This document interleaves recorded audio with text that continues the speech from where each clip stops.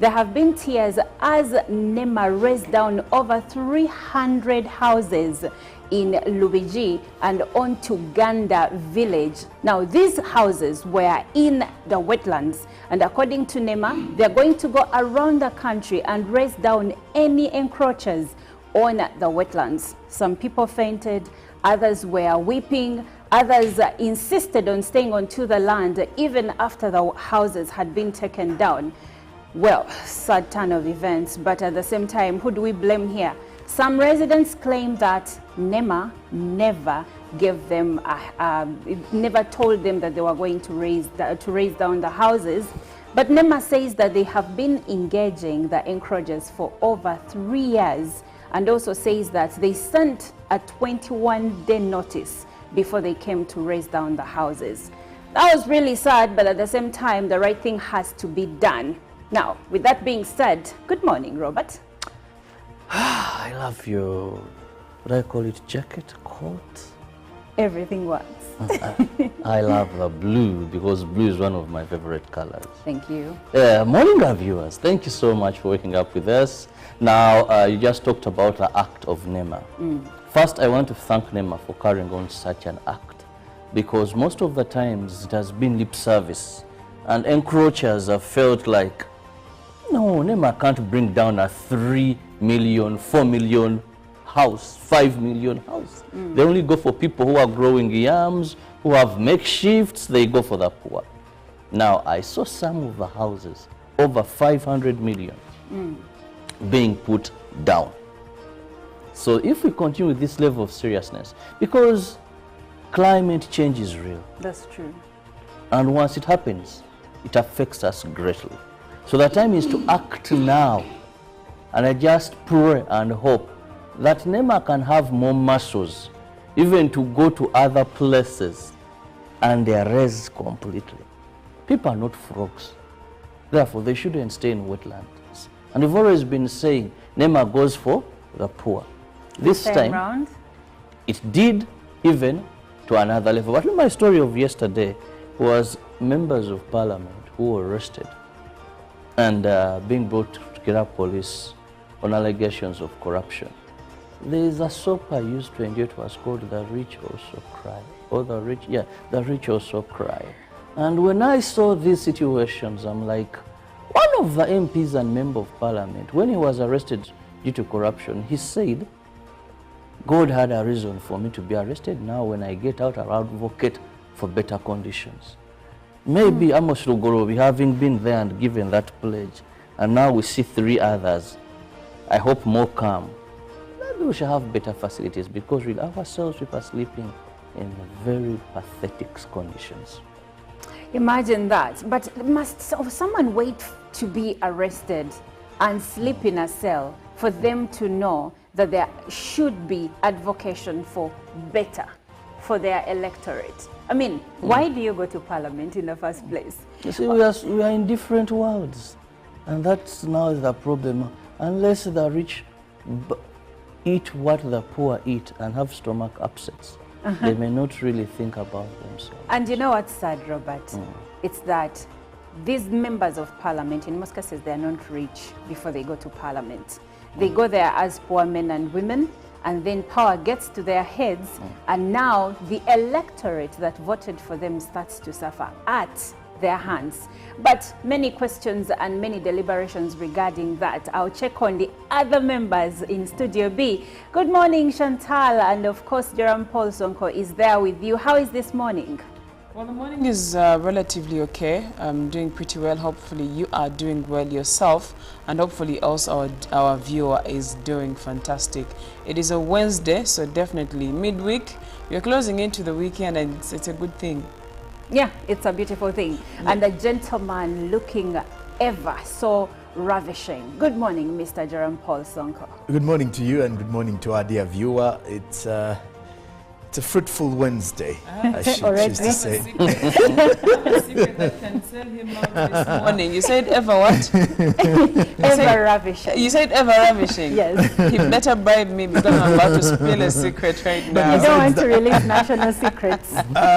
But besides that, looking back at what has been trending within the country over the past 12 hours. Like Chirab has mentioned, you've got to give it to NEMA for that particular move, to try and put down, or to try and look out for all the encroachers in the wetlands. As we are looking into addressing climate change, I think for us as Ugandans, we also need to take it from our own perspective and try to, to start from the small that we have. As we wait for the huge financing coming in from the other first-class countries in regards to climate financing, but we also need to monitor and see that our environment here in Uganda is pretty much conserved. But I also wish that NEMA should as well go out and track some of the industries that have been set up in most of these wetlands. Why? Because I want to believe some of the Ugandans who are seeing this as kind of a move that is targeting the less privileged feel that NEMA is not looking at the big boys as well. So I think they also need to look out for those who have set up big industries in some of the wetlands or swampy areas, so that we can easily say that this is a move for everyone and to save the environment. But again, it is a good move that for the case of Rubiji, one, that the reports have it that it has been encroached on since 2011. Now, we've had different evictions, if I may say, over the years. 2022 we had around August. Last year, 2023, around December, we also had. Now, my question is, why do we have, because I am so sure that every time there is an eviction, there is a budget for it. And so why, my other question is, who sells the land to these people? Thank you. So why do we have the people, the encroachers, coming back, or new encroachers with the same particular place, yet we need to put sustainable solutions in place to avoid the encroachment? Now, instead of having us every year, evictions every year by NEMA, let's also control some of those costs, because I am sure there is a costing card for that particular exercise. So do you think that the fact that there are evictions, I've seen evictions 2018, 2019, 2020, last year, do you think that because we have these evictions every single year, it is a NEMA problem, something is being missed, or it is a people problem that they do not listen and do not follow the laws? It's both. There is a people problem, but also I strongly believe that NEMA can handle the situation better. You cannot tell me that even if it's just, let's just use the 2 times of last year and 2022, when you're evicting people, if the first time you evict them and then you have others coming in, and the next time you evict and you have others coming in, then why aren't you putting in place sustainable solutions to close this once and for all? Are you enabling the encroachers, or you are for environmental conservation? Because if you are, you will have to figure out ways of making sure that that place is not encroached on ever again. Because listen, the masses that you're dealing with, their mindset is of, where do I put a makeshift for me to earn a little money in the time being? Yes. You understand? But they're looking for a livelihood, Chantal, and for them they don't care where they put it. Chantal, some of these are not makeshifts. Some of these were permanent houses, not sort of. That was an example. I think if Chantal has followed properly, NEMA's eviction plan has been a phased one. Now, and Rubiji, why Rubiji in particular, is because Rubiji is a major water catchment area for filtering. Now, if you notice, one of the first eviction where people were occupying this place where there was a taxi park. Yes. And they are taken over, they have put a market, they have put a washing bay. That phase was dealt with. But Robert, now they went deeper to the pirates, those that had made shifts. Now they have extended to where we had permanent structures. But you see, Robert, so it's in a phased manner. Robert, you see, we need to also question who clears the people who set up houses in this area. Oh, yes. Because, and it's not only Rubiji, you realize when you look into most of the wetland areas, NEMA officials have always been going there to warn and caution Ugandans against. And they've also been able to actually take away people over the years, not only, in this phased manner. But again, you do realize that some of these houses have been new houses that have either been constructed 2 years back or just a year back, which shows that there is the someone first who's manner exactly. is, So which shows that the first manner is also to be not questioned. Maybe in a way. the first and manner why do we have is a also first leaving manner gaps. for one particular psalm, for example, which is Rubiji in this case? Is it too big that we need a first manner that stretches over the years? And what is the implication of the first manner if you close out a particular place and then go to another and then go to another, yet you can actually strike all those places in one go? What are we doing to protect that swamp or that wetland if we are not doing it all at once? Because the effects are going to keep there. So basically what Chantal is saying is that we are leaving gaps, and we are doing the same thing expecting different results, which is costing the country money. And looking at the 72 billion budget that we have, that has already made Ugandans, you know, they're up in the air over the increased budget. And then we have something like this. I think we need to have Nema answer some of these questions. But before we get Nema, let's look into the news.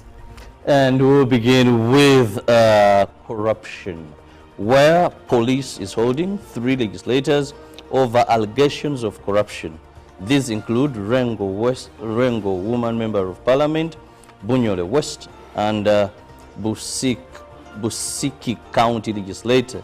They were arrested, and transportation resembled a scene from a movie heavily guarded, suggesting a high-profile case. Uganda Police Kira Division had tightened security presence as the MPs were summoned to answer queries on alleged corruption were being brought into the facility. Sise Namuju, Rengo woman member of parliament, Yusufu Mute Buli Bunyori West, and Paul Akamba Busiki County spent a night at police in Kira Division. They were taken back to the CID headquarters for questioning before returning them to Kira Division, but escorted in a convoy of white, black tinted glass police drones with escorts. The journalists could not obtain a comment from police. Meanwhile, some members of parliament were within the police premises. The police, upon offloading the accused into the facility, blocked the entrance using vehicles, deliberately obstructing journalists from filming and taking pictures. The situation remained the same until the MPs, confirmed to be 3 in number, were driven away, each in a different drone to different locations. These developments come at a time when the President indicated having received intelligence reports on corruption emanating from the Ministry of Finance and Parliament of Uganda. The same information the Inspector General of Police, the Inspector General of Government, has also made public. The Inspectorate of Government, on the other hand, assures that the law will not discriminate anybody when dealing with the act of corruption. And still on the same matter, members of parliament support the action of police arresting some of their colleagues for suspected engagement in criminal activity. They say it is proper for police to investigate these allegations. The media is publishing and airing news on summoning and arrest of 3 legislators following President Museveni's statements on corruption in Parliament during the State of the Nation address last Thursday, June 6th. Police say it has not summoned any member of Parliament and denies having them in custody.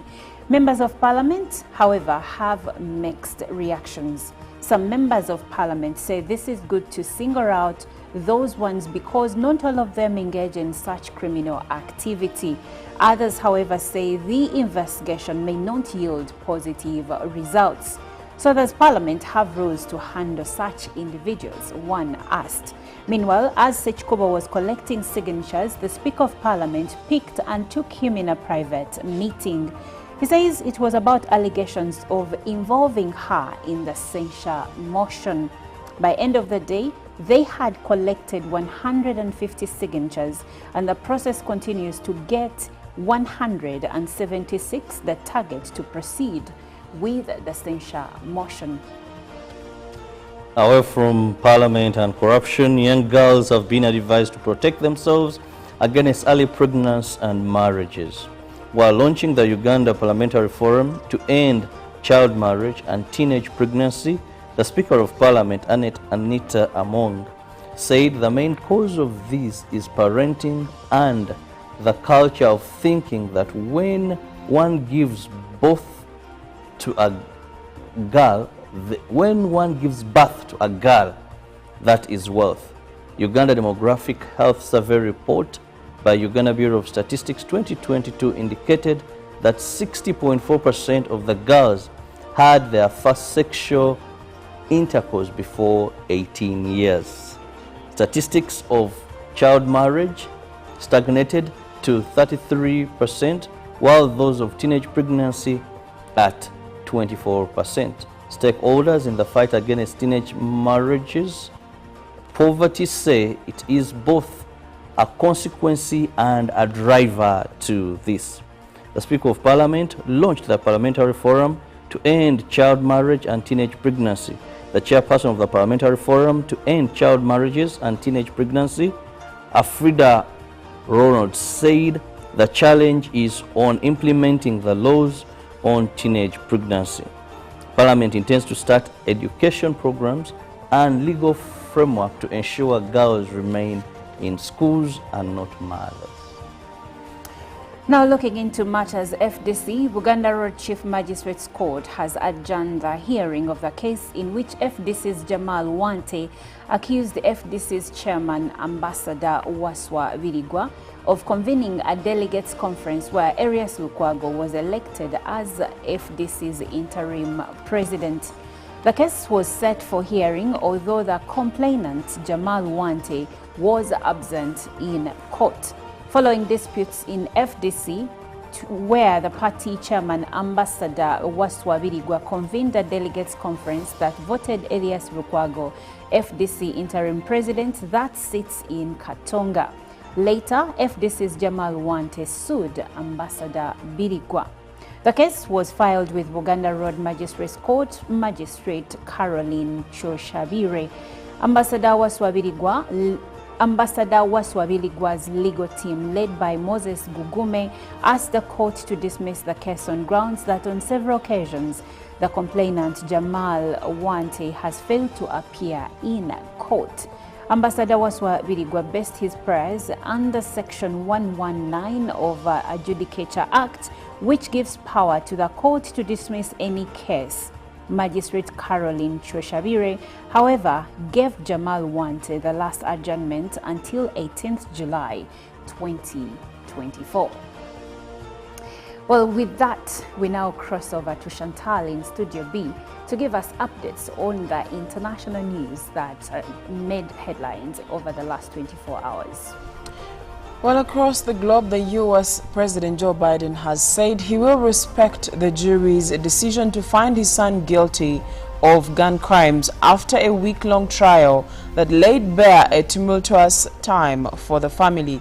The 12-person jury found Hunter Biden, 54, guilty of lying about his drug use on a form while purchasing a handgun in 2018. He faces possible jail time following the verdict, which marked the first criminal prosecution of a sitting president's child. His conviction on all three felony counts comes as President Biden campaigns for re-election in November, and less than 2 weeks after his election rival Donald Trump was himself convicted of a crime in New York. While President Biden did not attend the trial in Delaware, many family members, including First Lady Jill Biden, did so regularly. Hunter Biden's wife, sister, and uncle were all present at times to support him during the proceedings. President Biden flew to Wilmington after the verdict, where he greeted and hugged his son on the tarmac. "I am the president, but I am also a dad. Jill and I love our son, and we are so proud of the man he is today," he said in a statement. Mr. Biden added that he would accept the outcome of this case and continue to respect the judicial process as Hunter considers an appeal. In other stories, Danish Prime Minister Mette Frederiksen has said she is fulfilling her duties as the country's leader, but has not yet fully recovered after last week's street attack. "I'm not really myself yet," Ms. Frederiksen said in an interview with Danish broadcaster DR. The Prime Minister was struck by a man who walked up to her in Copenhagen's Old Town on Friday evening. "As a human being, I felt like an attack on me, but I have no doubt it was the Prime Minister who got hit," the 46-year-old said. "It was an attack on us all," she added, as she talked about a perceived change in turn in Danish politics in recent times. Ms. Frederiksen is said to have experienced whiplash after the incident. The attack was not considered politically motivated. A 39-year-old Polish man who was arrested appeared at the court of Frederiksberg for a preliminary hearing on Saturday. He was charged with violence against a person in public office and denies guilt, local media reported. Now back to Africa. The wreck of a plane carrying Malawi's vice president has been found with no survivors, President Lazarus Chakwera has said. Saulos Chilima and 9 others were flying within the country on Monday morning when their aircraft disappeared from the airport radar. The plane, a military aircraft, was flying in bad weather. Soldiers had been searching Chikangawa forest overnight and into the morning in an effort to find the plane. In a news briefing on Tuesday, President Chakwera said the Malawi Defense Force commander informed him that the search and rescue operation had been completed and the plane was found. Mr. Chakwera said he was deeply saddened and sorry to inform Malawians of the terrible tragedy. He said the rescue team found the aircraft completely destroyed, and the president and the vice president and president come from different parties, but the two teamed up to form an alliance during the 2020 elections. Mr. Chakwera paid tribute to Dr. Chilima, describing him as a good man, devoted father, and formidable vice president. Now, lastly, matters climate. Climate skeptics are scapegoating a weather modification technique known as cloud seeding to deny the role of global warming in historic floods that have recently devastated countries from Brazil to Kenya. Record rainfall brought to some regions by the natural weather cycle El Nino matches an expected increase in extreme events, experts say. But online claims have repeatedly been made that geoengineering, not carbon emissions, is to blame. Dubai Airport looks like an apocalyptic movie. Videos of the flooding are insane, said Robbie Starbuck, a conservative American commentator, to his more than 460,000 followers on X in April after the Gulf city was hit by unprecedented downpours. "I have seen some blaming climate change when the cause is actually from the use of weather modification, cloud seeding, where chemicals are sprayed in clouds to create rain, caused this." Claims that weather had been manipulated appeared after every major flood this year, including in Zimbabwe, the United Arab Emirates, and other nations. According to Google Trends data, searches for cloud seeding reached a record high after the Dubai floods in April. And that leads us to the end of our climate and international news. Now, the big question is, why did police search the members of parliament's homes? These are the 3 members of parliament we were talking about earlier. Well, there is more to that, and you'll find it in the dailies with Jerome Paul Sonko. And well, the new vision is highlighting what the 644 billion Ugandan shillings will do for agriculture, with 1 day to go in the budget reading month. And then also family series, still learning to be the best. Then in regards to why police search members of parliament's homes, probe team checks URA bank records of these suspects, as well as the investigations continue. Then also Omukama and Pango celebrations, find more of the pictorial of the celebrations and whatever was happening yesterday in Bunyoro Kingdom. That and more is with the New Vision as also a new law on Bibanja holders, landlords pay in the offing. More discussions around that still in the New Vision. Then also the Ministry of Health is making some further clarifications. You can find details in today's New Vision. Now, the Daily Monitor is highlighting a very huge report. UN experts link Uganda and Mwenda to M23 rebels. Find more of this particular accusation in the Daily Monitor. Then among from house girl to speaker, read about the journey of the current Speaker of Parliament to power. Then investigations, how detectives raided detained members of Parliament's homes. At the front page is a home that belongs to Rengo District Woman Member of Parliament, Honorable Sise Namuju, that is found in Chigo in Wakiso District. Then also homes, in the homes perspective of the Daily Monitor, are condos the solution to our housing shortage? Find more as the experts give you details regarding owning a condominium. Partners media misinformation, vaccines. Further details in the Daily Monitor. Now away from Uganda, the Daily Nation in Kenya, Ruto and as the retired president has accused frustrating his retirement benefits. Then this is set to rise on new plan to raise in Kenya. Return of regional politics, the bigger question in the Daily Nation: how far are the Kenyan politicians willing to go to gain power and retain positions? Then more students apply to join private universities. The number has risen 18,557 from just 9,622 in a period of 1 year, which is double the number of those applying to private universities. Then low medical oxygen supply blamed for increase in public hospital death. A report that is putting the Kenyan health sector before the lenses. Now lastly, the Citizen newspaper in Tanzania approved SGR fares draw mixed views from many of the Tanzanians. Then the budget 2024-2025, private hospitals want the NHIF debts cleared as Tanzania also gears up for the budget reading. Expectations and challenges as elections approach, as what closer scrutiny of parastatal heads means for the people of Tanzania. Now lastly, national tragedy, Malawi vice 9 others killed in plane crash. Now that does it for our press review this morning. Good morning, Uganda. We not only inform you or inspire you, but we also entertain you.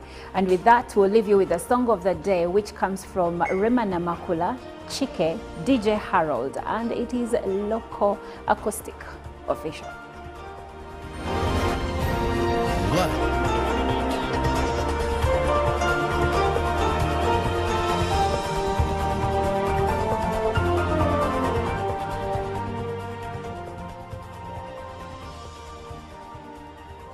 And we are back onto the grind. Well, welcome back from yesterday and welcome to today. It's a beautiful day. Welcome to Good Morning Uganda. My name is Olive Monica Najuma, and we start the day by congratulating our brothers and sisters of Bunyoro Kingdom from commemorating the 30th anniversary of the Omukama Iguru. It was a very beautiful event graced by the Prime Minister among many other dignitaries. So today we come back here and we say that long live the King, and we are happy that this time round he was able to attend the festivities after not attending them since 2019 due to ill health. So that's a very beautiful turn of events. Now moving on, there were tears since the other day, but mostly yesterday. There have been tears as NEMA raised down over 300 houses in Lubiji and onto Uganda village. Now these houses were in the wetlands, and according to NEMA, they're going to go around the country and raise down any encroachers on the wetlands. Some people fainted, others were weeping, Others insisted on staying onto the land even after the houses had been taken down. Well, sad turn of events, but at the same time, who do we blame here? Some residents claim that NEMA never gave them, never told them that they were going to raise down the houses. But NEMA says that they have been engaging the encroachers for over 3 years, and also says that they sent a 21-day notice before they came to raise down the houses. That was really sad, but at the same time, the right thing has to be done. Now, with that being said, good morning, Robert. I love your, what do I call it, jacket, coat? Everything works. I love the blue because blue is one of my favorite colors. Thank you. Morning, our viewers. Thank you so much for waking up with us. Now, you just talked about the act of NEMA. First, I want to thank NEMA for carrying on such an act, because most of the times it has been lip service, and encroachers have felt like, no, NEMA can't bring down a 3 million, 4 million house, 5 million house. They only go for people who are growing yams, who have makeshifts, they go for the poor. Now, I saw some of the houses, over 500 million, being put down. So if we continue with this level of seriousness, because climate change is real. That's true. And once it happens, it affects us greatly. So the time is to act now. And I just pray and hope that NEMA can have more muscles, even to go to other places and erase completely. People are not frogs. Therefore, they shouldn't stay in wetlands. And we've always been saying NEMA goes for the poor. This time, it did even to another level. But my story of yesterday was members of parliament who were arrested and being brought together. Pick of the day on UBC. Every Wednesday, 10 p.m. on your public broadcaster.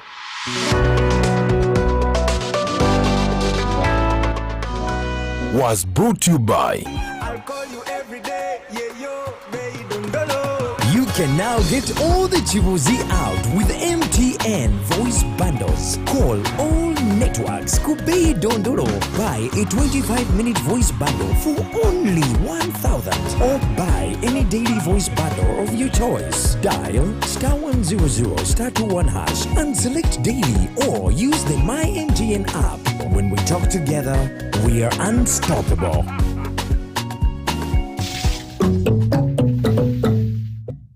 A new dawn on Behind the Headlines with me, Timothy Nyangweso. Every Wednesday, live in our studios in the heart of Kampala. We have conversations that have analysis, explanation, but not every truth is fact, and not every fact is truth. Every Wednesday, 10 p.m. on your public broadcaster.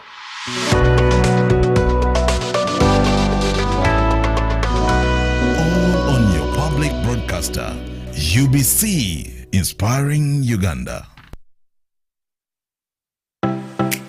UBC is the national public broadcaster. We educate, inform, entertain, and inspire our audiences. You can watch us on free-to-air channel 001, DSTV channel 282, GoTV channel 371, Star Times channel 201, Zuku TV channel 20, and Azam TV channel 350. Even when your subscription expires, you can still watch UBC for free on your pay TV platforms. Live from UBC Studios in Kampala. This is Good Morning Uganda.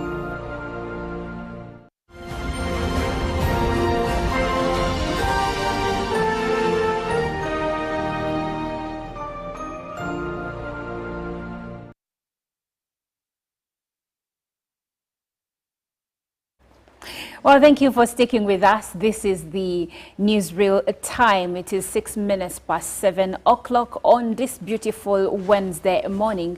My name is Olive Monica Najuma, and right next to me is Mr. Chirabo Robert Nyanyintano, the old man of the clan. Good morning once again. The old folks is okay. You all right? I'm all right. You look amazing. I was about to say you look beautiful, but I won't go there. Actually, when I was young, they used to call me pretty. Oh, Robert. I don't know if Chantal feels the same way. Of course, you see, Chantal has so much negative energy. That's why she almost let the cat out of the basket. When you called Sonko, what? Ravishing. Ravishing. Yes. She has reasons why. Those two, I must take them out for KFC and interrogate them more.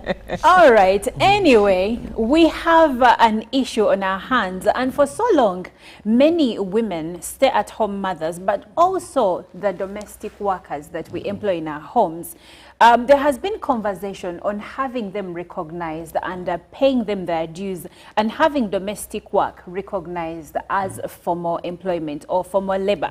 So now legislators have embarked on a process to actually recognize domestic work as formal labor. And their argument, according to Sarah Pendi, the argument is that there is a lot of work that happens in our homes that goes unpaid. So this is what we are looking at today with Jerome Paul Sonko, Chantal Olive Akandinda, and of course, the gentleman here, Robert Chirabo. And I'll start with you, Chirabo. When we talk about domestic work, actually, even myself, the first time I came across this article and I watched the news where the members of parliament were talking about the process and the proposal to recognize domestic work as formal labor. At first, I only thought it pertained to domestic workers like maids, but it goes across. Do you think that this is the right way to go? Now, I think they're putting the cart before the horse. Okay. Because the biggest issue here would have been having a minimum wage. Because recognition as formal workers, domestic work, at the end of the day, it goes back to this work being paid for and paid for in a reasonable manner. That's true. That's what they simply wanted to push now. In a country where you have no minimum wage, even if you recognize domestic work as formal work, because your intention is, you know, when it's formal work, I have a contract. You know, I have terms for this contract. But you see what is important in this contract is how much are these people paid. Because even if you wake up and say domestic work, whoever is doing this, let's formalize. Let's not be just lip service, you just come in someone's house. Let me use the quickest example. Because here I talk of housemaids, domestic workers at home. I don't want to go into a wife who is a stay-home, and because that is opening a Pandora's box or a can of worms, okay, that has a little bit of its complications as well. All right. But let me go specifically to this particular group, the domestic workers. Now, even if you give me this girl and we have a contract, a formal contract, and it's still saying 50,000 a month, it's still saying 30,000 a month. It's still saying it will not make value. But if you had a minimum wage, a sectoral minimum wage, because Uganda, I remember the last argument was we can't have a cross-cutting minimum wage. But let's look at sector by sector. And we say, for you to have a housemaid, the minimum payment is 200. It is a formal job. These are the requirements for you to have. This is what is required for one to become a housemaid. This is how much they should be paid. These are terms and conditions. I think to me it will be kicking the ball in the right direction than saying let's first formalize, because what entails in formalizing? What are these? Now, if you formalize today and say, okay, domestic work, let's formalize it. What is your intention? Because you're not looking at harassment, that it's about domestic violence. If professional people in professional jobs are still finding all sorts of challenges, people who come to a working environment where there are many people. Now, what about this committee you're talking of, which is indoor, which is in people's homes, I think to me, a minimum wage would be the best solution than this long run that seems easy, yet it may not yield so much meaningful results. Chantal, when you hear minimum wage for domestic work, actually not minimum wage, but when you hear recognizing domestic work and caregiving as important work that has to be now recognized as formal employment. This is a suggestion by members of parliament. And now you also put into consideration Robert's argument that there needs to be a minimum wage. Should the minimum wage be for domestic work? Because if there is a minimum wage for domestic work, let's say minimum is 200,000 for a maid, how much is the boss earning? Isn't this also opening another can of worms when it comes to the bosses also asking to have a minimum wage so that they can now afford to pay the minimum wage that is supposed to be given to the domestic workers? Well, before I get into the part of the minimum wage, when you look through properly and see what the Honorable Sarah Pendi was trying to put forward, there has been high conversations on people not getting paid and some not getting paid enough for the amount of work they do, and it's probably a move that is meant to protect these workers, especially at home, the domestic workers, to make sure that, one, they are paid in time, they are paid, because some are probably used, they're not paid. For example, this when you go to people's families, someone will tell you, I got my cousin from the village. They had stopped paying school fees, or they had dropped out of school, and that's the person who is handling the domestic work. That means this person has literally no future if this person is not kind enough to take them back to school.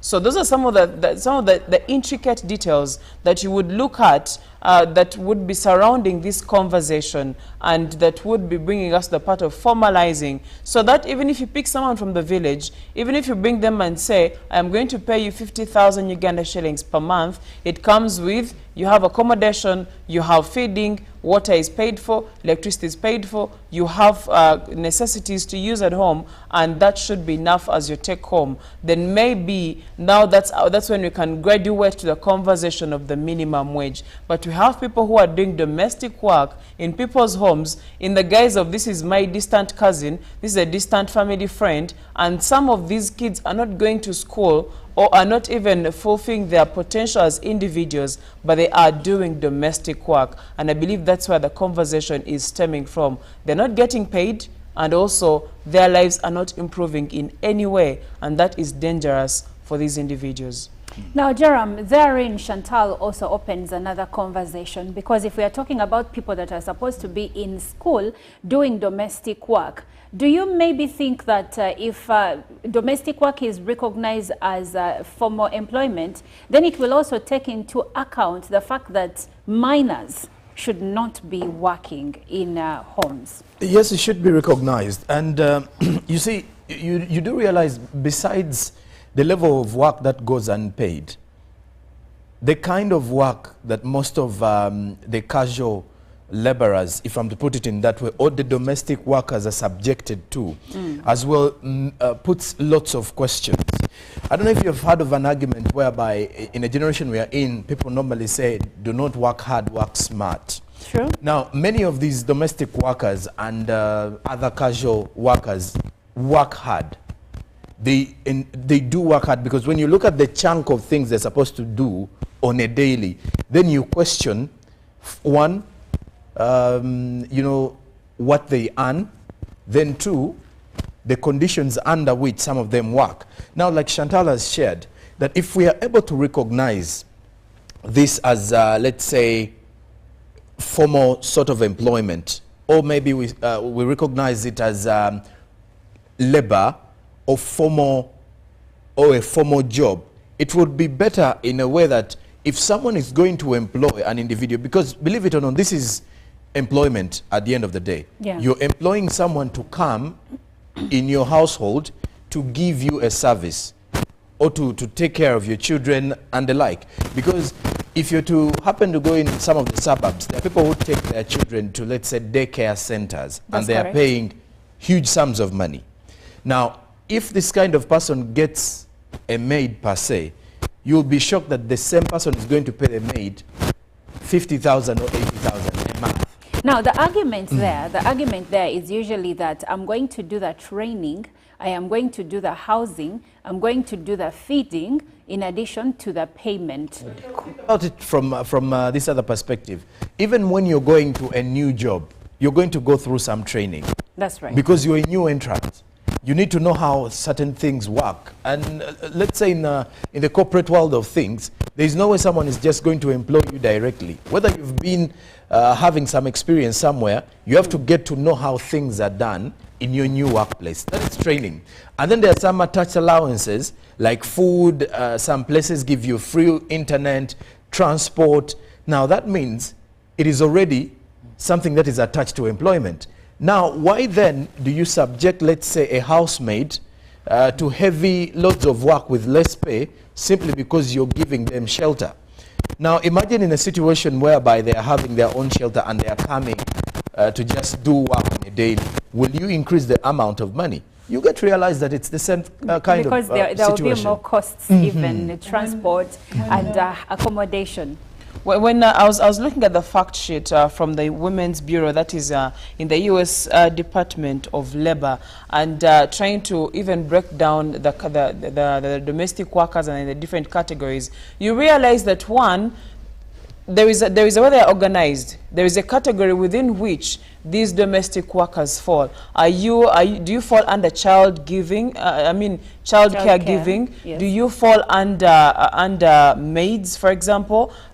They have about 3 categories. Now, if you see what the difference I'm trying to create, they know how many in percentages, or at least in percentages, they know how many domestic workers do they have, how much do they earn per category, and all the lots comprise of, are they immigrants, are they natives, are they residents? All that information they have. The question is, as a country, as Uganda, are we as organized to know how many domestic workers do we have, and how much do they earn on average? Do we have that data? Maybe this is what the minister is trying to say, that let's get ourselves organized. But that also introduces an element of tax. Because, for example, in the US, some of these people, or if not all, are taxed. Now, it brings us to, are we ready for the conversation on taxes that these individuals are going to incur? If you are paying someone 50,000, 70,000, when they are taxed, how much are they going to stay with? And you see, Chantal, I believe that still takes us back to Robert here, his argument of minimum wage. Because there also is when we will know how much someone earns and how much tax they're supposed to pay. Because currently, at what amount does URA start charging pay as you earn? Something slightly about 130. Okay, so if we are speaking about 150, 200,000, but still it begs for the question, Robert. You as the employer probably earn 600,000, but you do need a maid. And now you have to pay the maid 200,000. Maybe let's say that's the minimum wage. And then you also have other moving parts that you need to take care of. Is this really achievable, or we are running faster than we should? I love the last sentence, running faster than we should, because, for example, let's look at some of our brothers and sisters in the developed world. Ugandans who have gone abroad and they're starting life. I know of a family when they still had young kids, the wife, much as she was a medical doctor, she was a stay-home wife to raise the kids because maids were expensive, you know. I know of a couple where the husband said, you have a better job, you know. For now, let me be a stay-home husband. When our children have reached some level, I'll hunt for a job, I'll begin working. And that is what happened. That maids should not be for everybody. Domestic workers, I want to speak this right, should not be for everybody. But you see, Robert, when Why? you say that, first a minute, and I'll get to your why. When you say domestic workers should not be for everyone. Are you taking into account the fact that we do not have enough or affordable childcare services in the country? And we have a predominantly young generation that has to work, but they have children, but they can't afford the childcare services. So when you say domestic work should not be for everybody, why? And also, are you taking account of these events? You know, because we lack proper regulation. Okay. I know many working families, or families that don't have maids, and they find ways of making things work. Now, because of lack of proper policy, you find somehow someone goes to the village, brings a young girl, she's living in a pathetic situation just because anyone can get a what? A maid, yes. You see? Whereas if we had proper terms, now, formalization comes with a lot of things. One, it will require at least a minimum level for someone to qualify for being a domestic worker. Yes. Two, formalization comes with a contract, the terms and conditions. But I want to recall the words of His Excellency Yoweri Kaguta Museveni. When members of the National Organization of Trade Unions met him in a meeting, he said, I want to warn you, some of these things, given our current situation, may not be very possible for our country. Like you said, are we running faster than we can?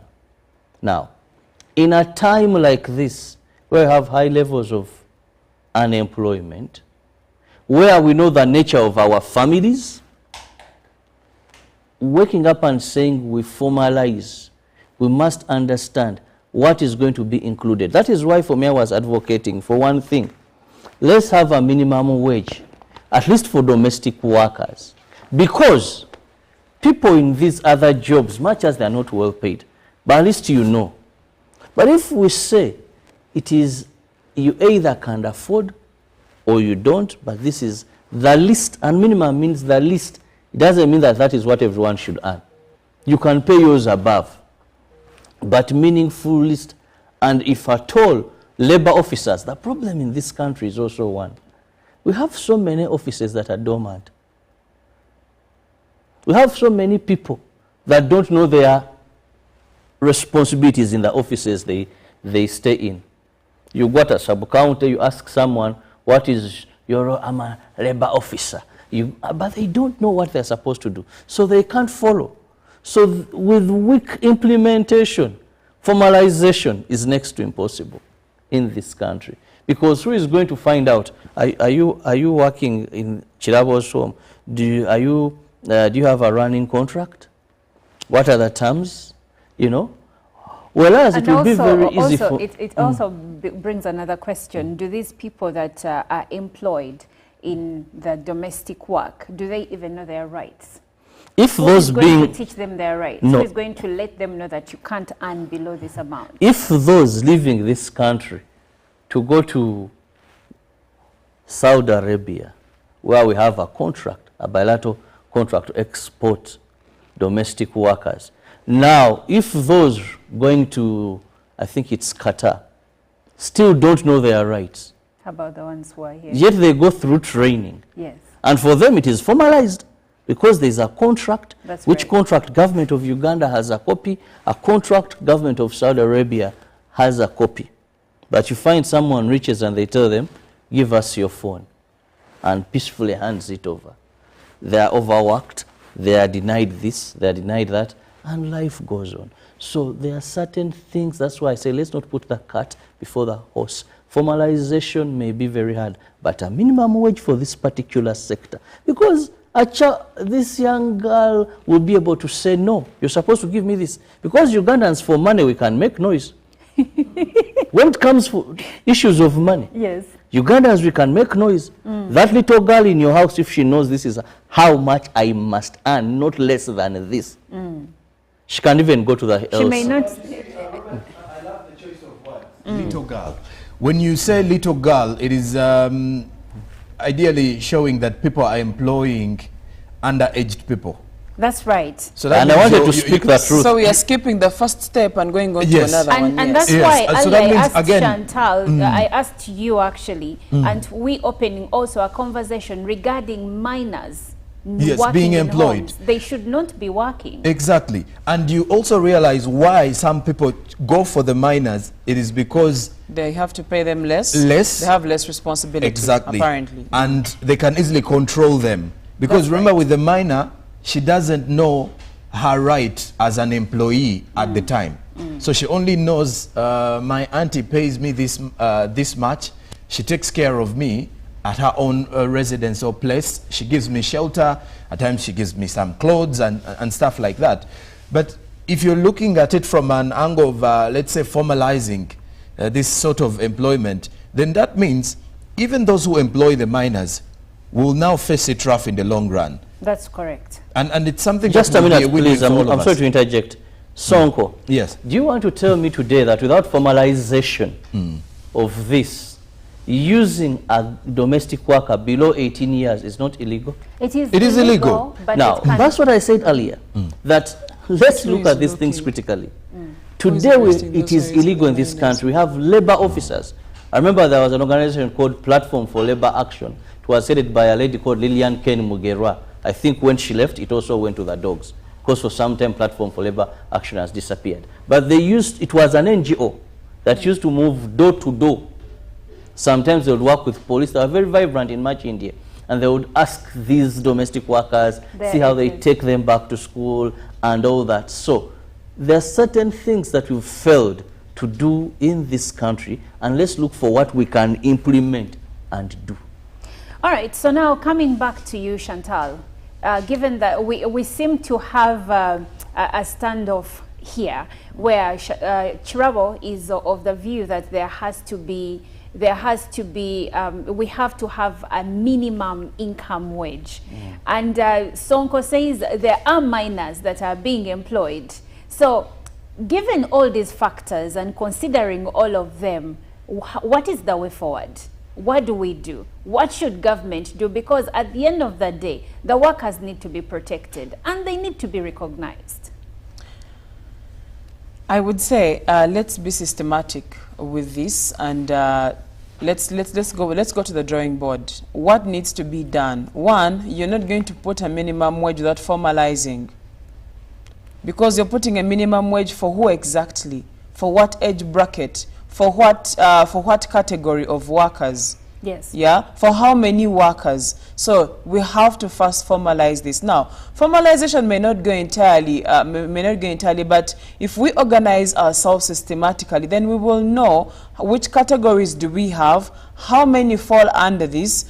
We even measure the amount of work they are doing and then see how to go forward and put a minimum wage. But for whom are you putting a minimum wage? Yet we have failed in the first place to control the fact that there are minors. I like the fact that yes, we've had history of an NGO that was in place, an NGO that worked together with police. Where is government when it comes to making sure that we don't have 16-year-olds, 17-year-olds who are in people's homes, breaking their backs, they're washing clothes every now and then. Some are even being violated sexually and physically, and a number of other things, other challenges that they are facing in there. Let's get a framework. Let's get a system that is going to enable us go further into making decisions that will enable us protect these domestic workers.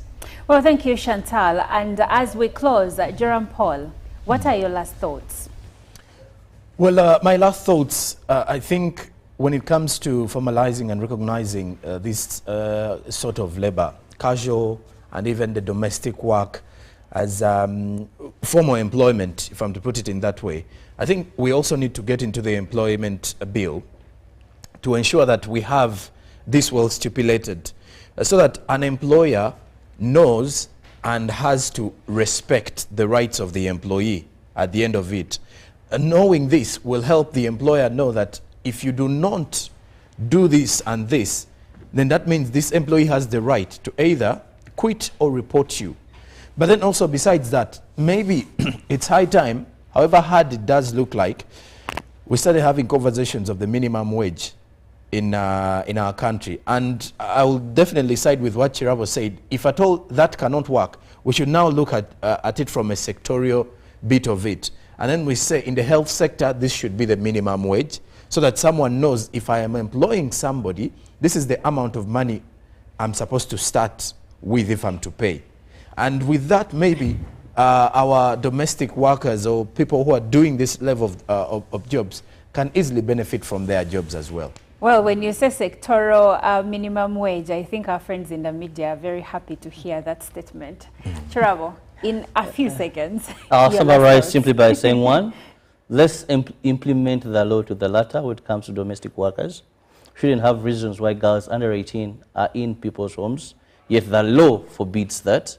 And let's have a minimum wage, more so for these domestic workers. Have the law, let's not have minors, and let someone know that for you to employ a domestic worker, if you can't afford 100,000, please wash your dishes, wash your clothing, find a way out, but do not bring someone in your home. Well, that's Chirabo's opinion and the opinions of Joram Paul Sonko and Chantal Olive Akandinda. Good Morning Uganda does continue. For now, we'll take a short break.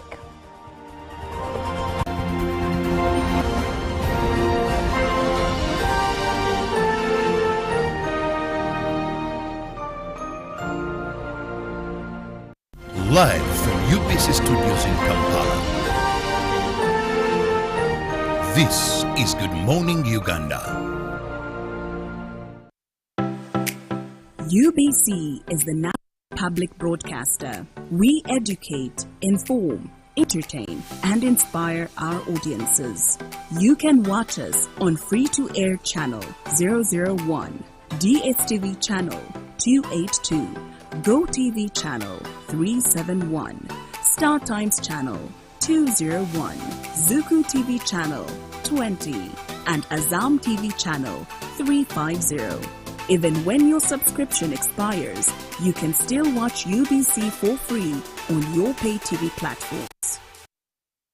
A new dawn on Behind the Headlines with me, Timothy Nyangweso, every Wednesday live in our studios in the heart of Kampala. We have conversations that have analysis, explanation, but not every truth is fact and not every fact is truth. Every Wednesday, 10 p.m. on your public broadcaster.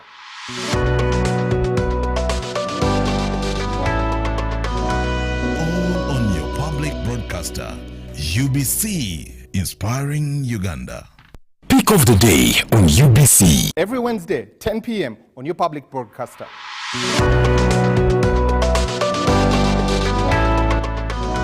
Was brought to you by. I'll call you every day, yeah, yo, baby, don't know. You can now get all the Chibuzi out with MTN voice bundles. Call all networks. Kubei Dondoro. Buy a 25-minute voice bundle for only 1,000. Or buy any daily voice bundle of your choice. Dial *100 *21# and select daily, or use the MyMTN app. When we talk together, we are unstoppable.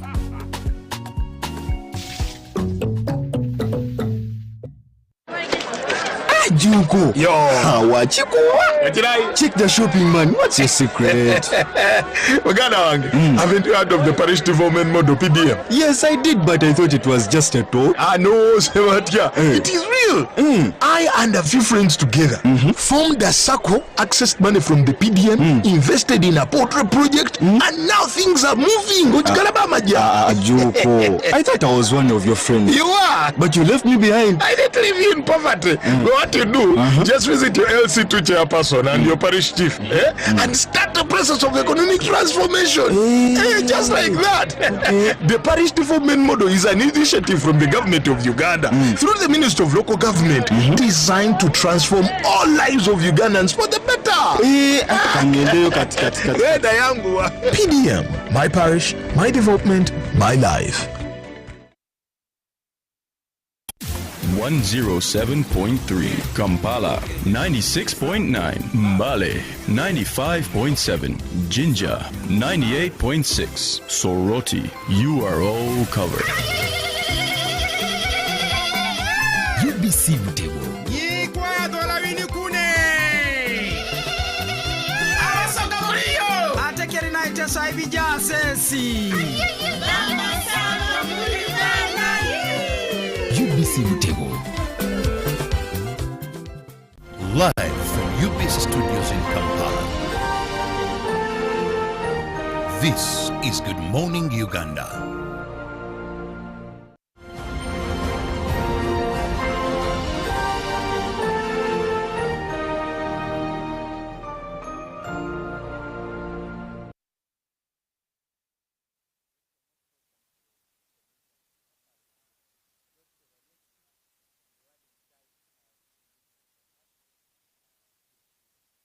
Uganda Wildlife Authority.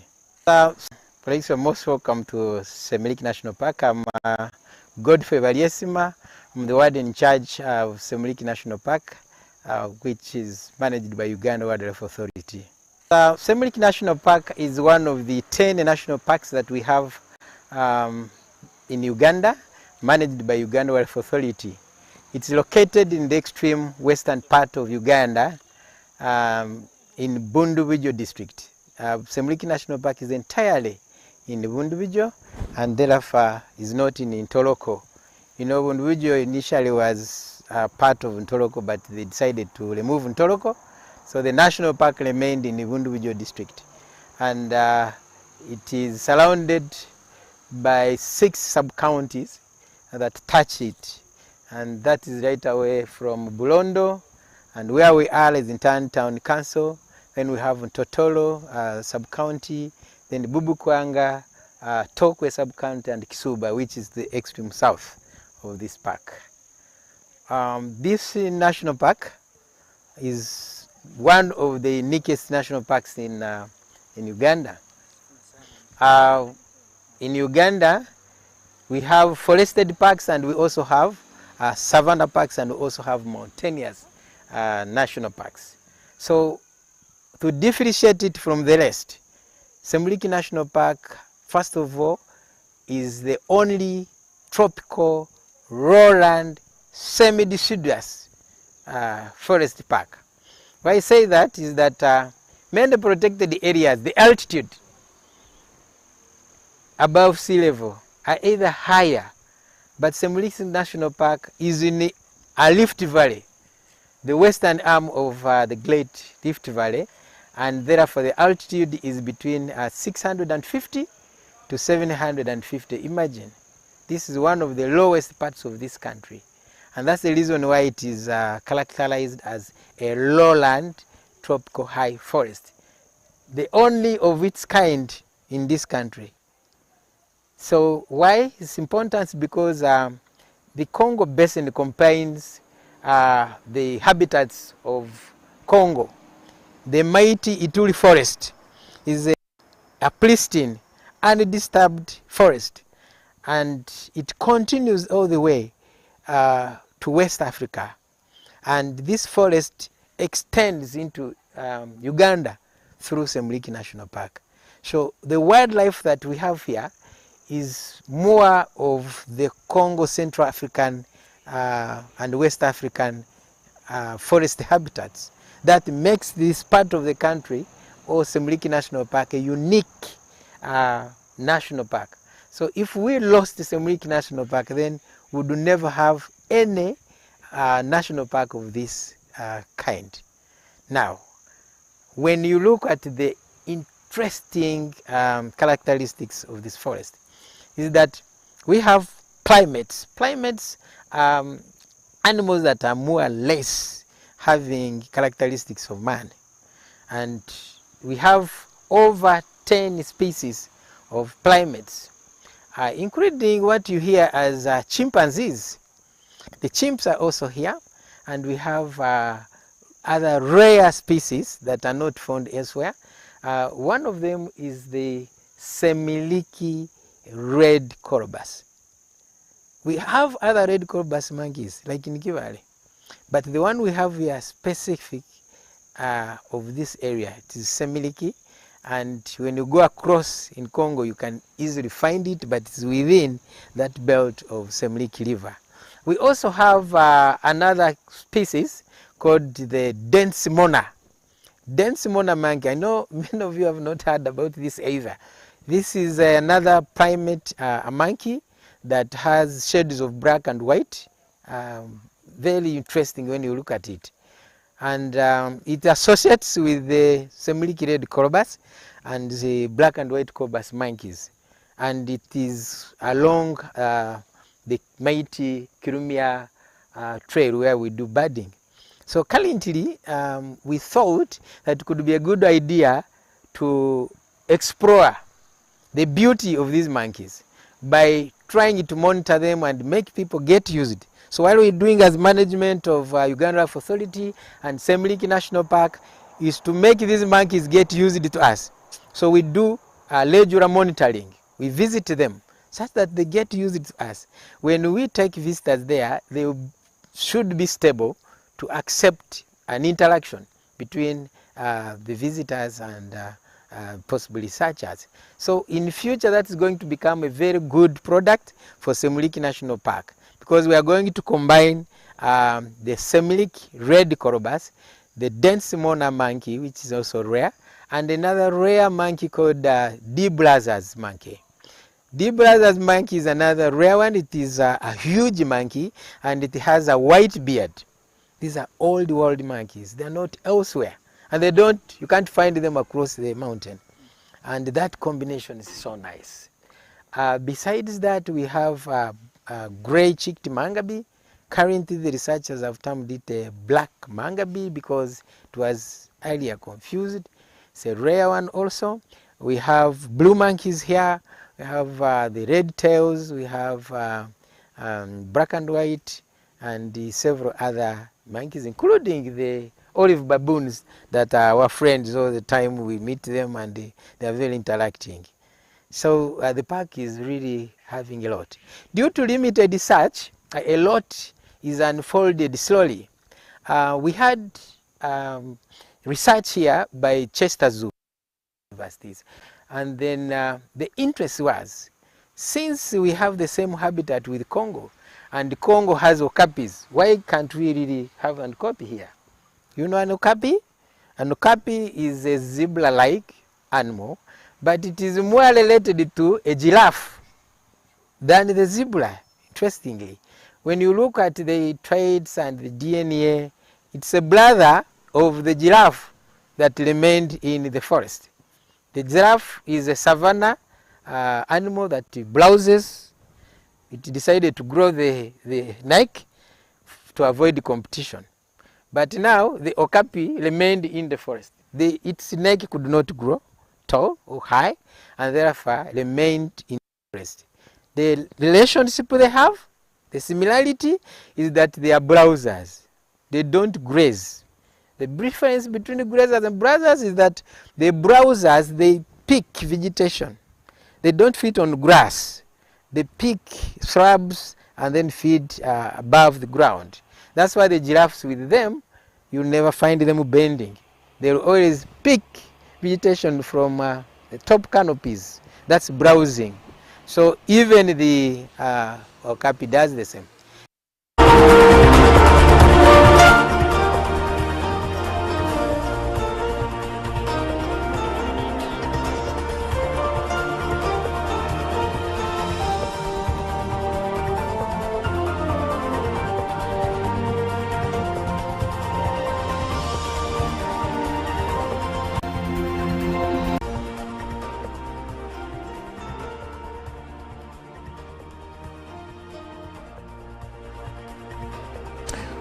Welcome to our business time here on Good Morning Uganda. I am Joram Paul Sonko with just one day left to the national budget reading, which will be tomorrow at the Kololo ceremonial grounds.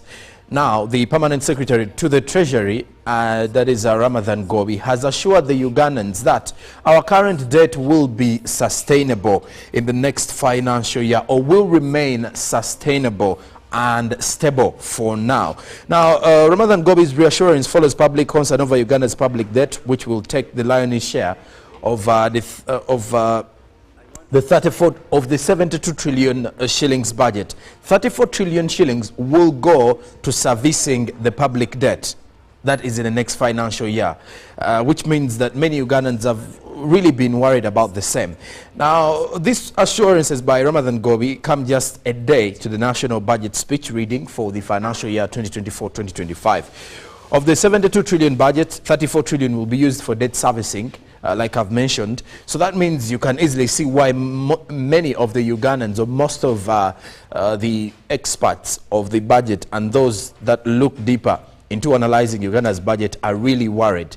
34 trillion, that is the lion's share going to debt servicing. And of course, that does not mean that we've completely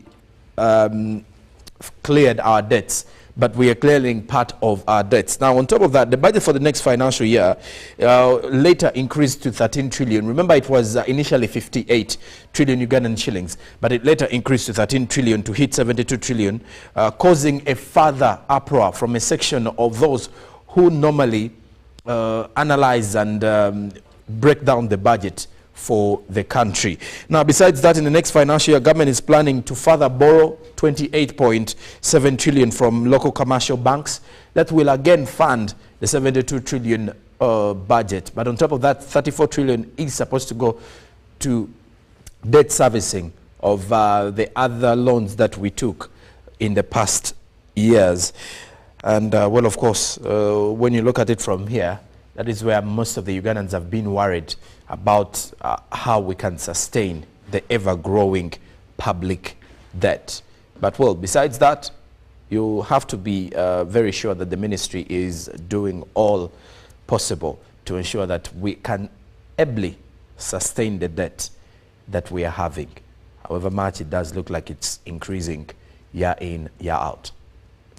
Now, away from that, we now focus on the budget and debt, because in the 1990s, the government adopted a cash budget approach to minimize the utilization of services that it could not pay for as long as our debt was not, as long as our debt was increasing. So in order to reduce on our debt burden, we had to turn to a cash budget approach.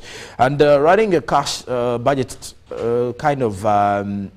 a cash budget approach simply means demand for goods and services backed by the ability to pay for them. Now, a principal economist at Makerere University Business School, that is Dr. Fred Muhumuza, asserts that Uganda ought to drastically reduce borrowing, focus on revenue collection, and as well as service delivery.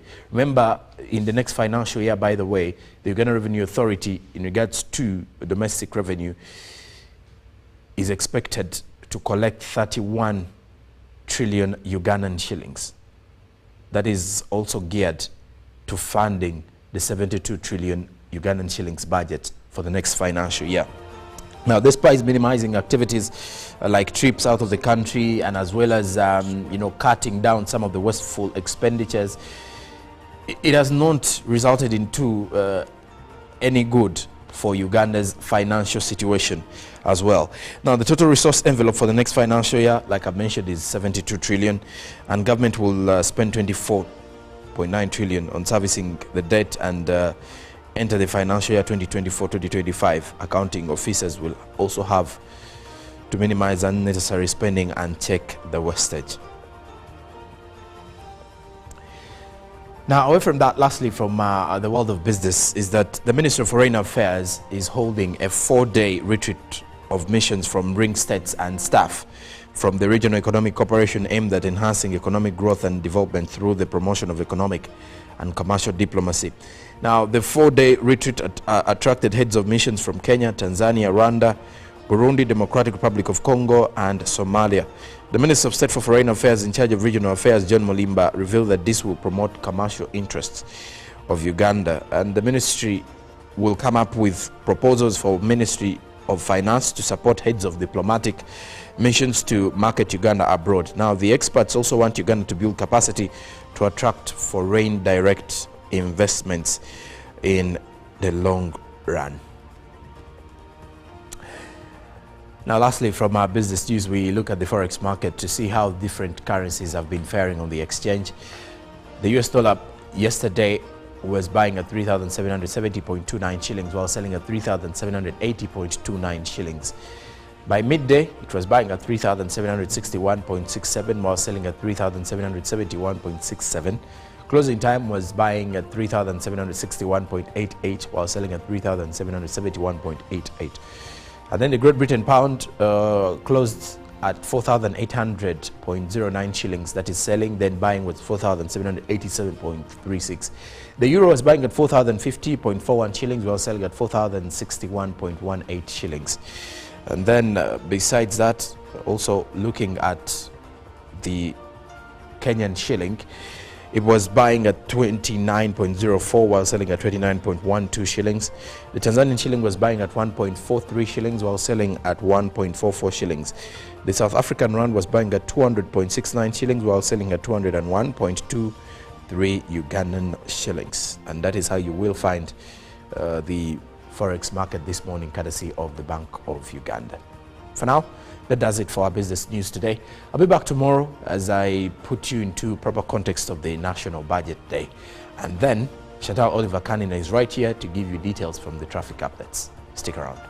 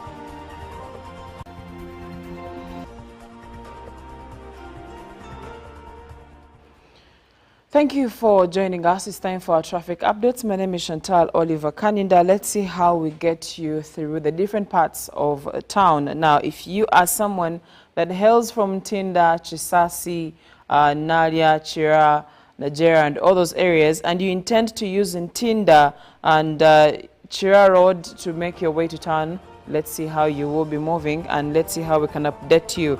Now, if you are coming from Tinda Chisasi Road, you will be finding some traffic at the roundabout or the flyover or the Chisasi roundabout, the one that has that connects to the northern bypass. That is why you'll be finding traffic. However, if you're also still coming from Chisasi side, there is a lot of traffic on that road just before you approach that roundabout. Now, if you are we are looking at from Chisasi Market getting into Chisasi Trading Center, you will be finding a lot of traffic right there, and after that you'll be finding a bit of hold-ups here and there until you get to the roundabout that is mad with a lot of traffic. Now, after that, if you're crossing over to go to Ntinda, you realize that the hold-up which is there seems to fade away as you are moving further, closing into Ntinda, and then now you start to get to places that have slow movement as you are approaching the lights of Ntinda. Now, if you are coming from the likes of Chigobe Road, coming from the route that takes you to Chiwatule, takes you to Nigeria, there is not too much traffic except a few meters as you are approaching those lights. Now, if we are going to use the Chira Road, trying to go down, actually, or if you're trying to connect to Bukoto Ntinda Road, you'll be finding slow movement. As you can see, all the way the holdups are pretty small, all the way via St. Andrew's Bukoto Church. Still, there is no traffic. As you can see, you will be just finding slow movement, but nothing for you to worry about. Continue further down, as you can see, onto Chira Road. Now there is the old Chira Road, which seems to be okay for you to move, and then there is also, as you are trying to get to the Chira traffic lights, that is where you'll be finding some bit of traffic, but from there you are actually safe to move. If you are joining the Lugogo bypass, you are relatively safe to move and you can rev all the way. If you're trying to connect areas of Bugolobi and you're trying to look for the fastest route, I would highly recommend that you use Lugogo bypass. The only time you'll be finding a holdup is at the main lights that connect you to the KCCA grounds, connect you to Chadondo Rugby, and also connect you further onto the Kampala Jinja Highway.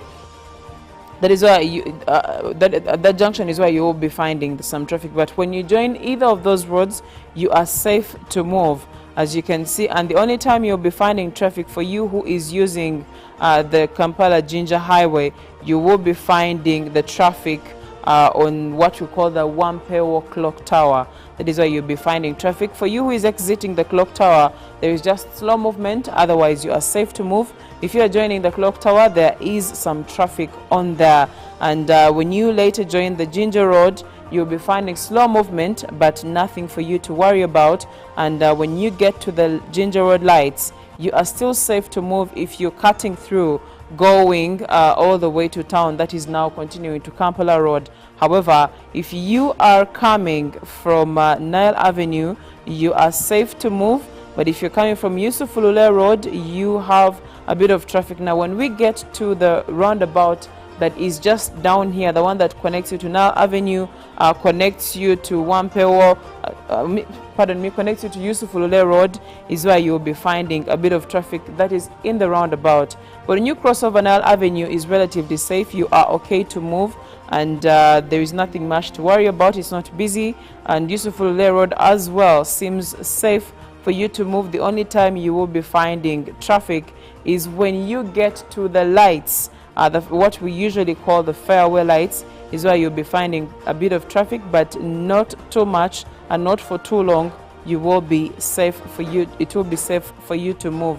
So generally, that is how we are faring. Now, the John Babiha stretch is marred with free movement, slow movement, as and when you approach different junctions and places. But generally, you seem to be safe to move. If you don't know John Babiha, that is the Acacia Avenue. That is the one I'm talking about. You are safe to move. As you can see, there is not much traffic unless you reach the junctions and you're trying to now cross through those junctions. Short of that, you are okay, and everything seems safe for you to be able to move. Now, when you reach Chira, the Chira junction, or what we call Kamocha junction, the one that has the city oil, you will be finding a bit of traffic, and according to what I see here, it is a little busier than the usual. And if you're crossing through further onto Chira Road and trying to get further into Mulago side, when you are exiting, you're safe to move. However, when you are joining that very junction, there is a lot of traffic. But if you're coming from Kamocha side, trying to join the same junction, you will be finding traffic, especially when you are closing into that junction. There is fast slow movement, then later it gets to a halt, meaning that there is too much traffic on there. If you're trying to connect to Mulago side, you are safe to move, and until you are approaching this very roundabout that they call the Mulago roundabout, is where you will be finding a lot of traffic. And if you're trying to use a Haj Musa Kasule Road, there is some bit of traffic, and you will have to use an alternative route for you to be able to move. And well, the Binaisa Road is marred with some good traffic, so I highly recommend you choose another route that you can use. And well, we can't go any further, but we've tried to give you relatively how you can move on to the different stretches to make your way to town. And that's it for our traffic updates this morning. Good Morning Uganda agenda is coming up next. Stick around.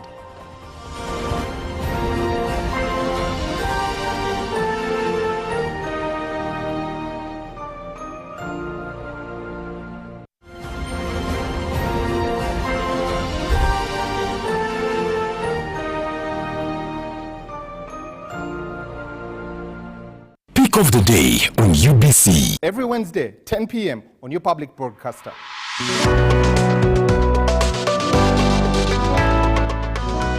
Was brought to you by. I'll call you every day, yeah, yo, you can now Now get all the Chibuzi out with MTN voice bundles. Call all networks. Kubei Dondoro. Buy a 25-minute voice bundle for only 1,000. Or buy any daily voice bundle of your choice. Dial *100 *21 hash and select daily or use the MyMTN app. When we talk together, we are unstoppable.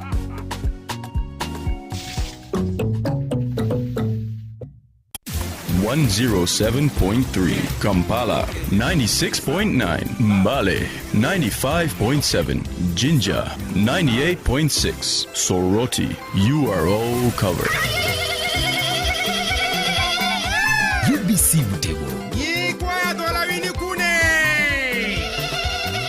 Asoka muriyo. Atekeri na itesa ibija sesi. UBC Mutego.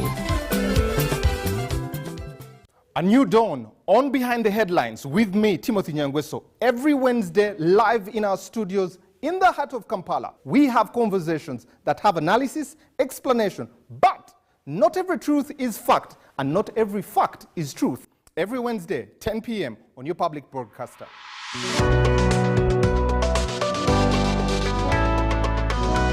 All on your public broadcaster. UBC, inspiring Uganda. UBC is the national public broadcaster. We educate, inform, entertain, and inspire our audiences. You can watch us on free-to-air channel 001, DSTV channel 282, GoTV channel 371, Star Times channel 201, Zuku TV channel 20, and Azam TV channel 350. Even when your subscription expires, you can still watch UBC for free on your pay TV platforms. Junko. Yo. Check the shopping, man. What's your secret? Haven't you heard of the parish development model PDM? Yes, I did, but I thought it was just a talk. No, it is real. I and a few friends together formed a circle, accessed money from the PDM, invested in a poultry project, and now things are moving. Junko. I thought I was one of your friends. You are. But you left me behind. I didn't leave you in poverty. What you do, just visit your LC2 chairperson and your parish chief and start the process of economic transformation. Just like that. The parish development model is an initiative from the government of Uganda through the Ministry of Local Government designed to transform all lives of Ugandans for the better. PDM, my parish, my development, my life.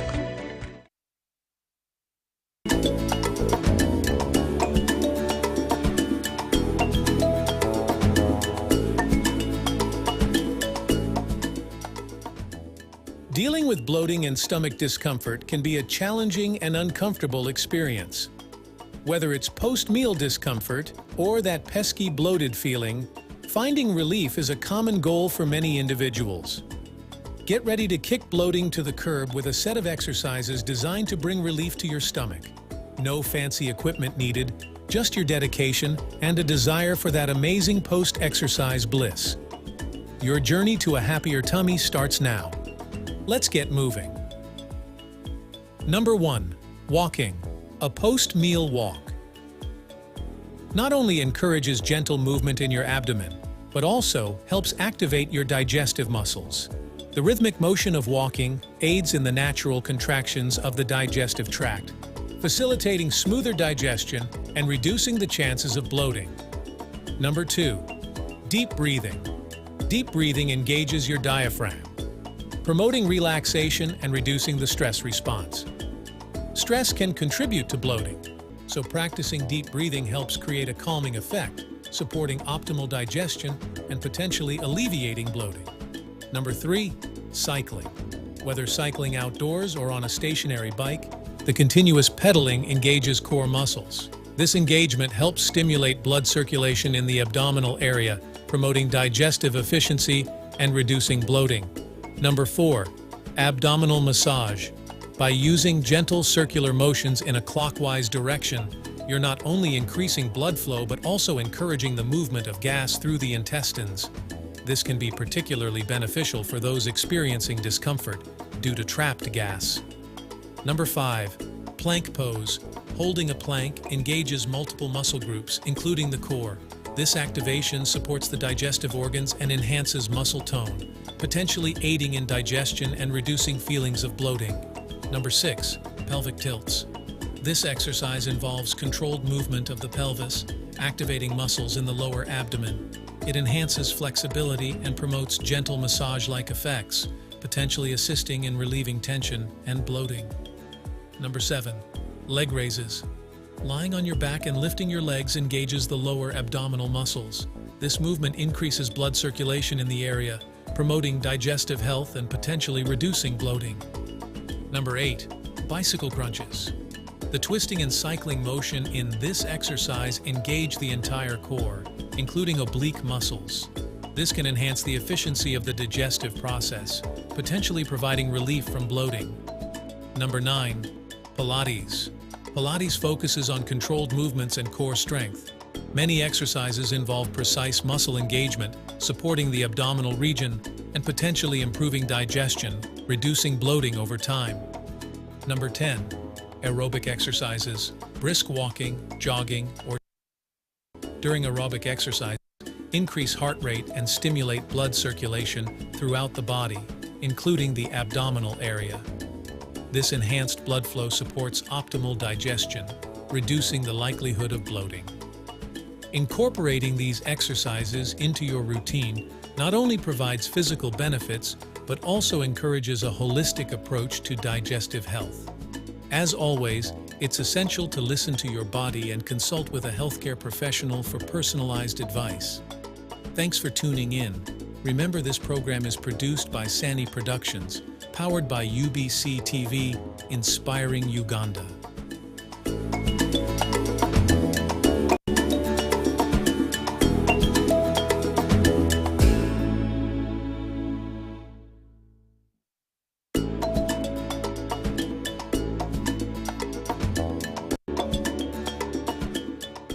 Welcome back to the Uplift channel. In today's video, we'll be exploring the top 10 sources of iron, helping you boost your health and energy levels.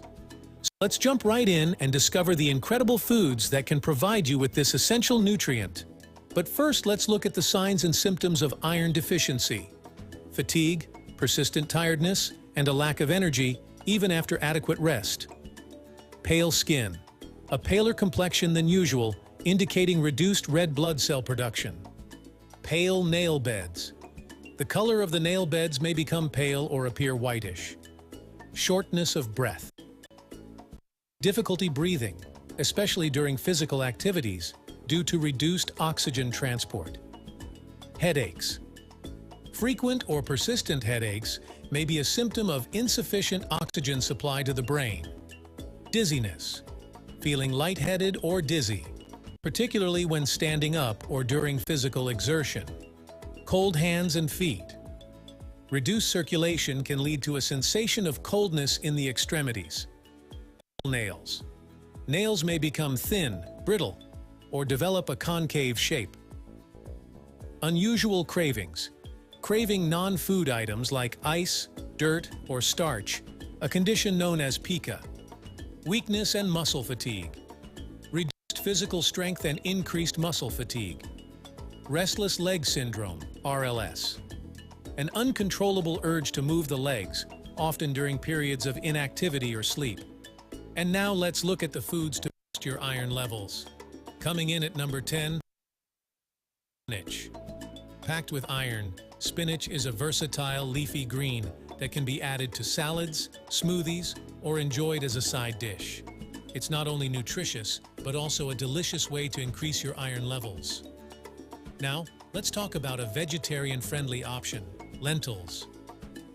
These legumes are not only rich in iron, but also a great source of protein and fiber. They can be added to soups, stews, or enjoyed as a tasty lentil curry. For our vegan friends, tofu is another fantastic option. Made from soybeans, tofu is not only versatile, but also a great source of iron. Included in stir fries, sandwiches, or as a meat substitute in your favorite dishes, yes, you heard it right, dark chocolate.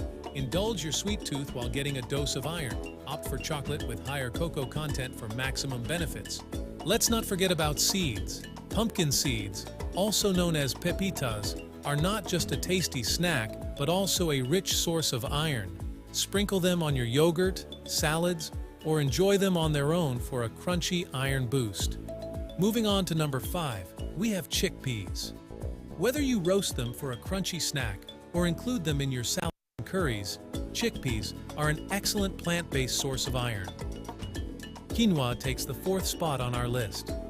This ancient grain is not only a complete protein but also a fantastic source of iron. Swap out your regular grains for quinoa to add a nutritional punch to your meals. At number 3, we have beef liver. While not everyone's favorite, it's hard to beat the iron content in this organ meat. If you can stomach it, it can contribute to your iron intake. Coming in at number 2, we have shellfish. Varieties like clams and oysters boast an impressive amount of iron, along with other vital nutrients. And finally, taking the top spot at number 1, we have lean red meat. Beef is a fantastic source of heme iron, the type of iron found in animal products, which our body absorbs more efficiently. So, for all you meat lovers out there, lean beef is a great choice to fulfill your iron requirements. Well, that concludes our list of the top 10 iron-rich foods. Remember to include these in your diet to boost your health and energy levels. Thanks for watching. And if you enjoyed this video, don't forget to subscribe to our channel for more informative content like this. Stay healthy and happy.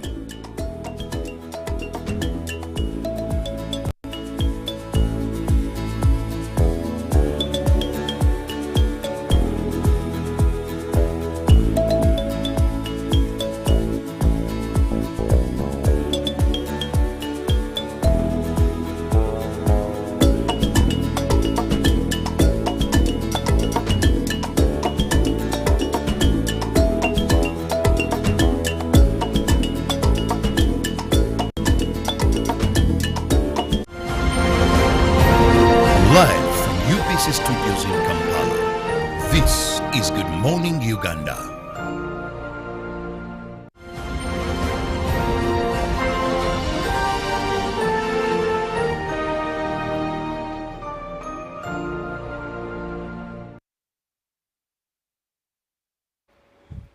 Well, thank you for sticking with us here on Good Morning Uganda. I'm Olive Monica Najuma, and now we launch into a conversation regarding the performance of the financial budget of the year 2023-2024. Of course, this is against the backdrop of the fact that tomorrow there will be a launch of the national budget 2024-2025. But before we get into that one tomorrow, how have we performed over the last 1 year? What were the key priority areas? What was the budget? How was our GDP, and where are we expected to be today before we even launch into the new budget? That's the conversation we are having, and you can join us. Send in your queries on 0709 602 592, and on the X app, our hashtag is UBCGMU, so you can be a part of this conversation. Now, I'm having this conversation with Mr. Julius Mukunda, the Executive Director of the Civil Society Budget Advocacy Group, CISBAG. And this gentleman is very experienced, and he's very vocal when it comes to matters budget. Good morning and welcome to Good Morning Uganda. Good morning. Good morning, Uganda. Yes. So the budget. Yes, the budget. It's been a long process. Yes. We finally, by tomorrow, God's grace, I think the minister should be able to read it. Should be able to read it, and then we start a new financial year budget, but at the same time, we start preparing for a new one. Exactly. That's how government processes are. You never sleep. We will never sleep. Yes. So now, speaking of the performance of the 2023-2024 financial budget, what are your overall views regarding the same? It's, I think for 2023-2024, yes. I don't know why we have this kind of calendar years. Why don't we say January, December, and then we finish? But the government budget starts July and ends 1st July and ends 30th June. Yes. So this one is going to end on the 30th of June. Yes. So it was a 52 trillion budget. The performance the latest figures we have are for December 2023, half-year budget, and that's how we can have the right figures. What we know so far in terms of revenue collection, we had a slight shortfall of around 800 billion. We are optimistic that between January and now, probably that shortfall should have been covered, because we were in a similar situation in the last financial year, that by the end of the year, the corrections were not well. But at the same time, in terms of revenue correction, we saw URA also putting in extra effort to really try to ensure that everybody is on board. And that's why you have this IFRIS system that has been shaking the business community. And I think all this is trying to ensure that each and every person pays their fair share of taxes. Yes. And of course, in the process, you find that some of the things are not really palatable to the business community. You will also realize that in terms of revenue collection, that we saw local governments also trying to expand their revenue collections, and by utilizing what they call the IRAS, the Integrated Revenue Assessment System by local government. This is a system whereby local governments have actually reaped big from this system. Previously, it was the assessment, the revenue assessment officer comes to your shop, you pay them cash, they write for your receipt. That's true. And now is that it is a system generated. You know, you go on the system, you are assessed by the system, you pay through the system. So there is no physical contact or cash transaction. NASA and municipality is one of the best examples, yes, where their revenue collection, tripled 10 times, collecting 1 billion and you are in 6 billion all of a sudden, simply because of that particular system. So in terms of revenue management system, we are seeing that kind of expansion, helping our revenue infrastructure get better so that they can be able to collect more. The thing with revenue collection is that we have not been used to pay money because there were so many ways we could dodge because of this physical area that we're talking about. Now it is becoming more and more difficult for anybody to evade tax. And as it gets more difficult, then there is this kind of pushback because you are not being used. And I will give you an example. If you have been a trader, you've not been paying VAT, for example, and all of a sudden, 100 million worth of goods you have been trading in, now they remove 18%. It's a hit in terms of your sales. It's a hit. It hits bad. And that's why, for me, I have been arguing, I said, we need to talk about the rates.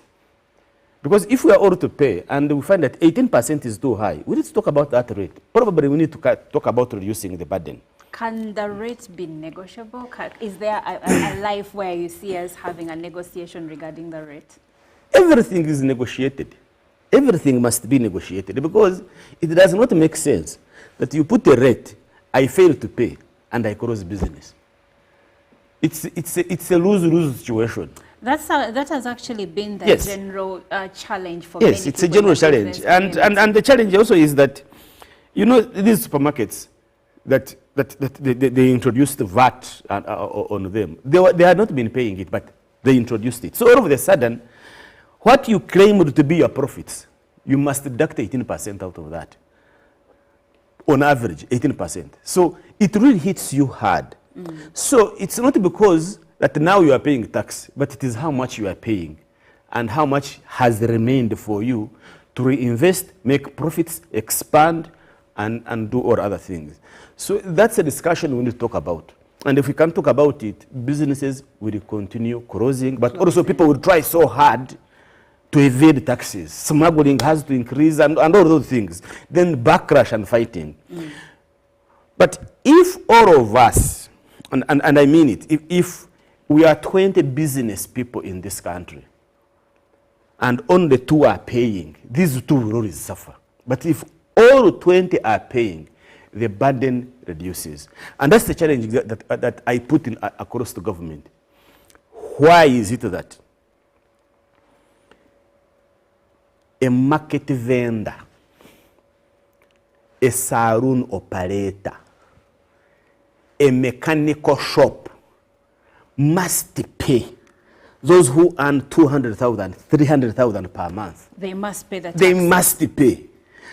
But me, who is trading in a truck of matoke from Isinjiro to bring it to Kampala, I pocket 5 million on a weekly basis. I am not anywhere. And it's good that you're talking about the truck of matoke. Yes. But let's talk about the ranches, the cattle ranches in this country. And they're not paying taxes. And they are not paying taxes. So what does that mean? If this border boy will pay every time, these taxis, in a week they make like probably 200,000.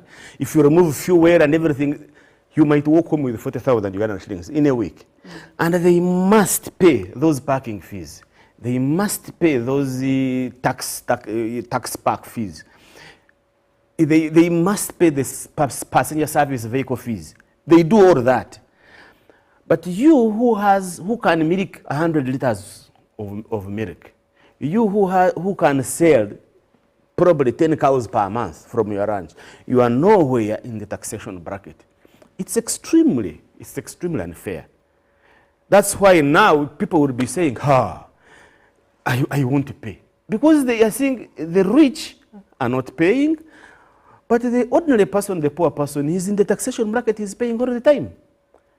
The Auditor General has told us that the gold exporters last year, in the last financial, 2022-23, refused to pay because the tax rate was high. Gold exporters. Gold exporters. But the market vendor is paying tax. You can't, if you're a market vendor, if you don't pay, we close you and sell all your products. That makes no sense. So, for me we must respect the system.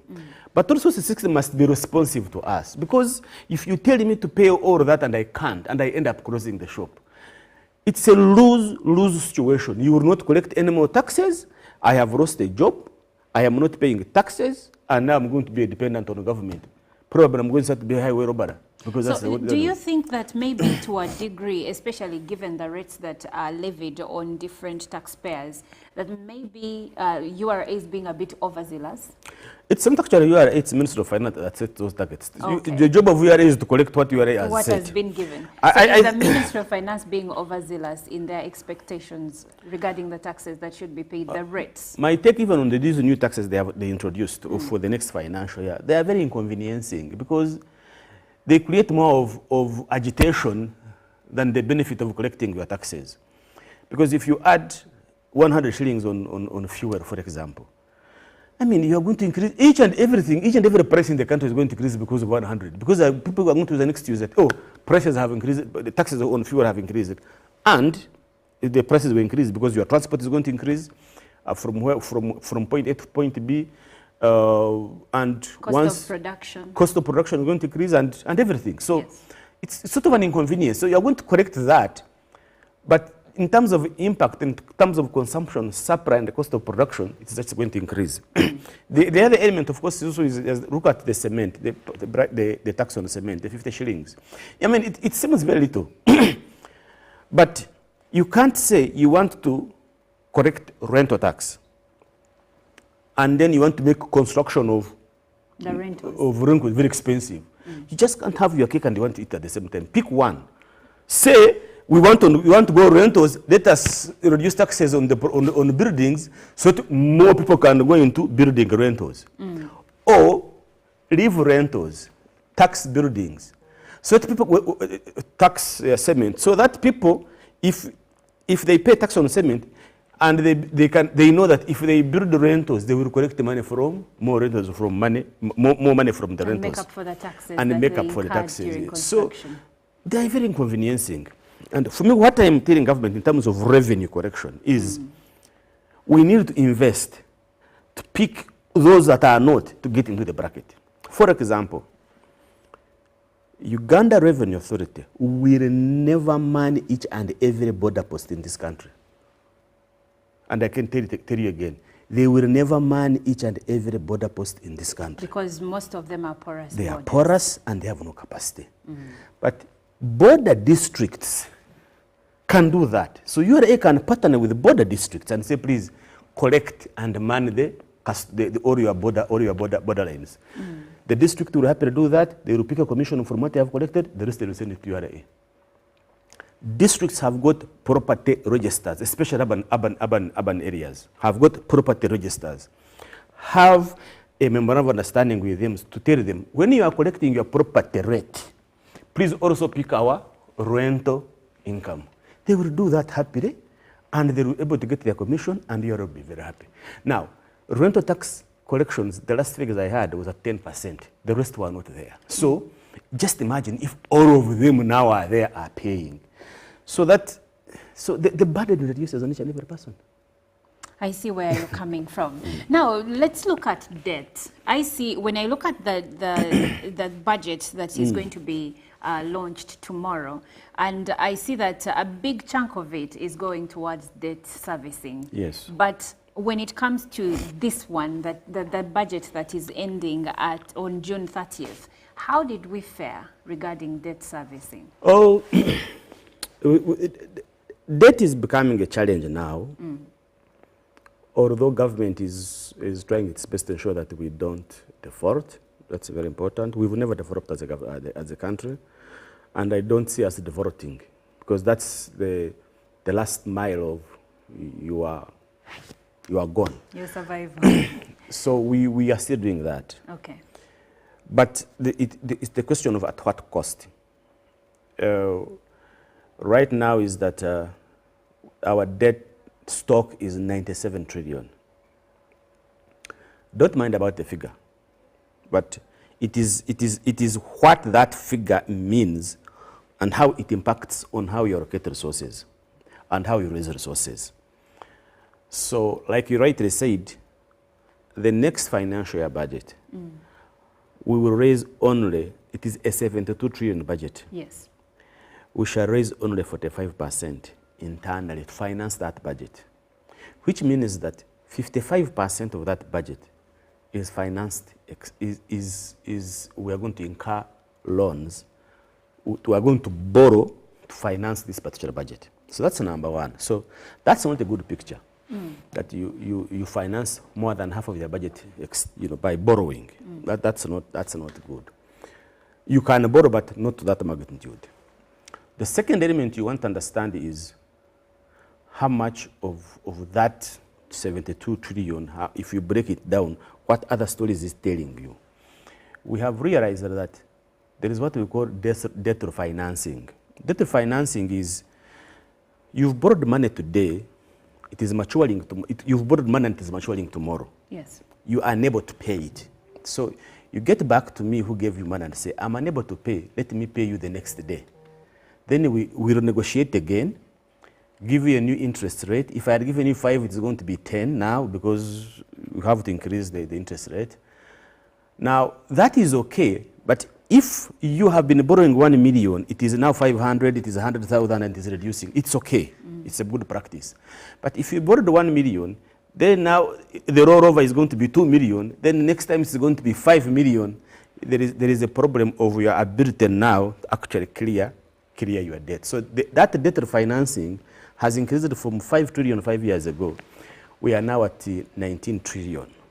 Yes, 19 trillion. So it has been increasing, and that's not a very good indicator. The third one that you also need to understand is interest rate we pay on this debt. Our interest rate is now at 9 trillion. 9 trillion, if we want to compare it with the budget for agriculture, for example, is 1.6 trillion. So it's almost like 7 times the budget for agriculture. So, and yet, agriculture is the bedrock. Is the bedrock. Economy. So you find that we are now concentrating on servicing the loan, and we are putting less attention on service delivery, and that becomes a bit of a challenge. So those are your loans. But the last point I just want also Ugandans to understand is borrowing is not bad. What you borrow for and how you use your loans is also very, very important. You can't borrow to pay salaries. For example, Yes. No, you shouldn't. And we have done that. We've done that. It's not right. We've gone to banks and borrowed money for running our government. So I think that is where government needs to look at. And also to say that when we borrow, we are unable to use the money we have borrowed. And that is the one that is very shocking. We have 14.4 trillion of undisbursed loan. It means that we borrowed money, signed agreements, but the money is still out there. We have not utilized it because we don't have capacity to use all the money that we asked for. And they have ended up fining us. And last financial year, we are going to pay 118 billion of fines because of the money we have not used. And we borrowed the money, we didn't use it. And we are being fined to do that. And we are going to pay 119 billion to do that only. And for the last 5 years, we have spent 438 billion in fines for the money we have not utilized. Why we have not utilized it, that is going to be, can be another discussion. You can ask a question about that. So, yeah, so I think for me is there are so many things we can do better. Yes. There are areas we can improve. Like that one really. You would put a team, sit, why are we not spending this money? Julius, you're incompetent, get out of the seat, put a competent person, right of way, sit on it. Why are people not giving us right of way to construct roads and these particular projects? Deal with it. I'm told that some people actually don't want. Don't want to do what? To sell their property or land to have a government project to go through. Somebody says that's right, because last week when the Prime Minister was monitoring some road projects in Kampala, she found that along Sir Apollo Kagwa Road, there is a landlord who refused to give access for the project to continue. It's real. It's happening. So if you don't sit to deal with that, that road is never going to be finished. I have on this show told Ugandans of our tree problem. After it is still shocking that URA was building a road and they found a tree in the middle. And they wanted to compensate by calculating how much timber is going to come out. But the owner of the tree said, no, you are using the formula for timbers. I want you to use the formula for spiritual value of this particular tree. The famous tree. The famous tree. And the value had never learned how to calculate the spiritual value of the tree. So these things are real. And they hold project implementation and finalization. So before you sign the loan, first make sure that that tree doesn't exist or it has been sorted out. And then you can get the loan. So you take 6 months to sort it out. Here you are paying fines. Not only for the loan that you have not disbursed, but also for the contractor who is on the ground. And then it becomes a vicious cycle. It becomes a vicious cycle. So we could prepare ourselves. We have the solutions. And I think it's a matter of us making sure that we put our house in order and deal with it. We really need to have our ducks in a row. Now, I like that you have touched on infrastructure. And of course, in the last budget, there was an allocation to infrastructure development. But what is your assessment of the infrastructure development projects that were put in the budget? And in your own opinion, how do you think they will contribute to, they have contributed to the country's economic development so far? No, I mean, there is no country that can develop without infrastructure. And usually when you say infrastructure, people think we talk about roads. No, infrastructure is huge. If you look at it, it means dams. We are trying to put on Karuma and Isimba online. And that's a plus for government. We have electricity transmission lines, completion of transmission lines. And I think that's a plus in terms of government. I remember those days, but these days the road shading has come back. It has. It has come not back. As intense. Of course, not as those days. At least I think I received a text message saying, oh, by the way, tomorrow and the next day we are likely to have some maintenance for purposes of maintenance. And this is maintenance. And this is maintenance, not because we don't have it. Those days you would know that if we have power today, tomorrow we don't have, then the other day we have. Exactly. Yes. We are seeing the World Bank funding of UGIT program that has helped us to construct more schools, more hospitals. We have seen these cities, go to Mbarara, go to Gulu, they have really improved in terms of the road networks, in terms of lighting systems. Look at the markets in some of these cities. These ones have improved because these markets are a collection where people bring their products and you buy and you also sell. When you talk about the markets, there is also that issue of the markets taking lots of taxpayers' money, but then not being utilized. White elephants. White elephants. I was going to come to the white elephants. So for infrastructure, there are a number of things that have been done. I mean, before the year ends, I have seen that the northern bypass has been maintained and serviced again because it was going to get potholes, and I think that's very, very, very important. The only thing we have failed is in Kampala because we have not been able to cover the potholes. But Kampala is the cause is itself. How so? Because they have a World Bank loan which they signed last year in March, and they have not even utilized a single coin for completion. It is purposely for rehabilitating roads in Kampala, and they have not even touched a single coin. Why? Because they went and signed the contract without reading it. Before they put it, you hire people to start it, you find that there are so many things you need to do before you touch the money. So they are stuck with it. They are stuck with the So money. they are stuck with it. Now government this year has put money for KCCA to rehabilitate roads. And there is money there, and these guys have failed to utilize it. So those are some of the things that really are very sad. And then the white elephants, the markets, before we continue. So the white elephants, of course, the first one is very visible. Go to Rukaya. If you go to Rukaya, you can see how these young girls and boys are still roasting their meat by the roadside on the old market. The brand new one next to them, which is like 10 meters away, just next to them, is still empty. There are still like 4 or 5 tomatoes that are being sold there. And for someone interested, when we reach there, what is the ask? Why are you not using a better one, very well facilitated, clean, and the rest? And they tell you, we are government. So there is a disconnect between what you want to do for people and what people want. And one would think that this is what people want. So what causes this disconnect? Lack of consultation. Lack of consultation. If you want to understand why projects in this country are failing, is lack of, we sit and think on behalf of the people without consulting them. The people. I got a similar response even after Masaka, even after Rukaya. There is a place where they sell some tomatoes. And they had built a new market across the road. And when I asked, they said, no. You see, this they built, it is nice and well, but most of the hours of the day, the sun is setting. There will be too much heat on our vegetables, and then they are likely to perish sooner than if we stay here. So if they had been consulted, they would have built this side instead of the other side. So something very small. So small and so simple.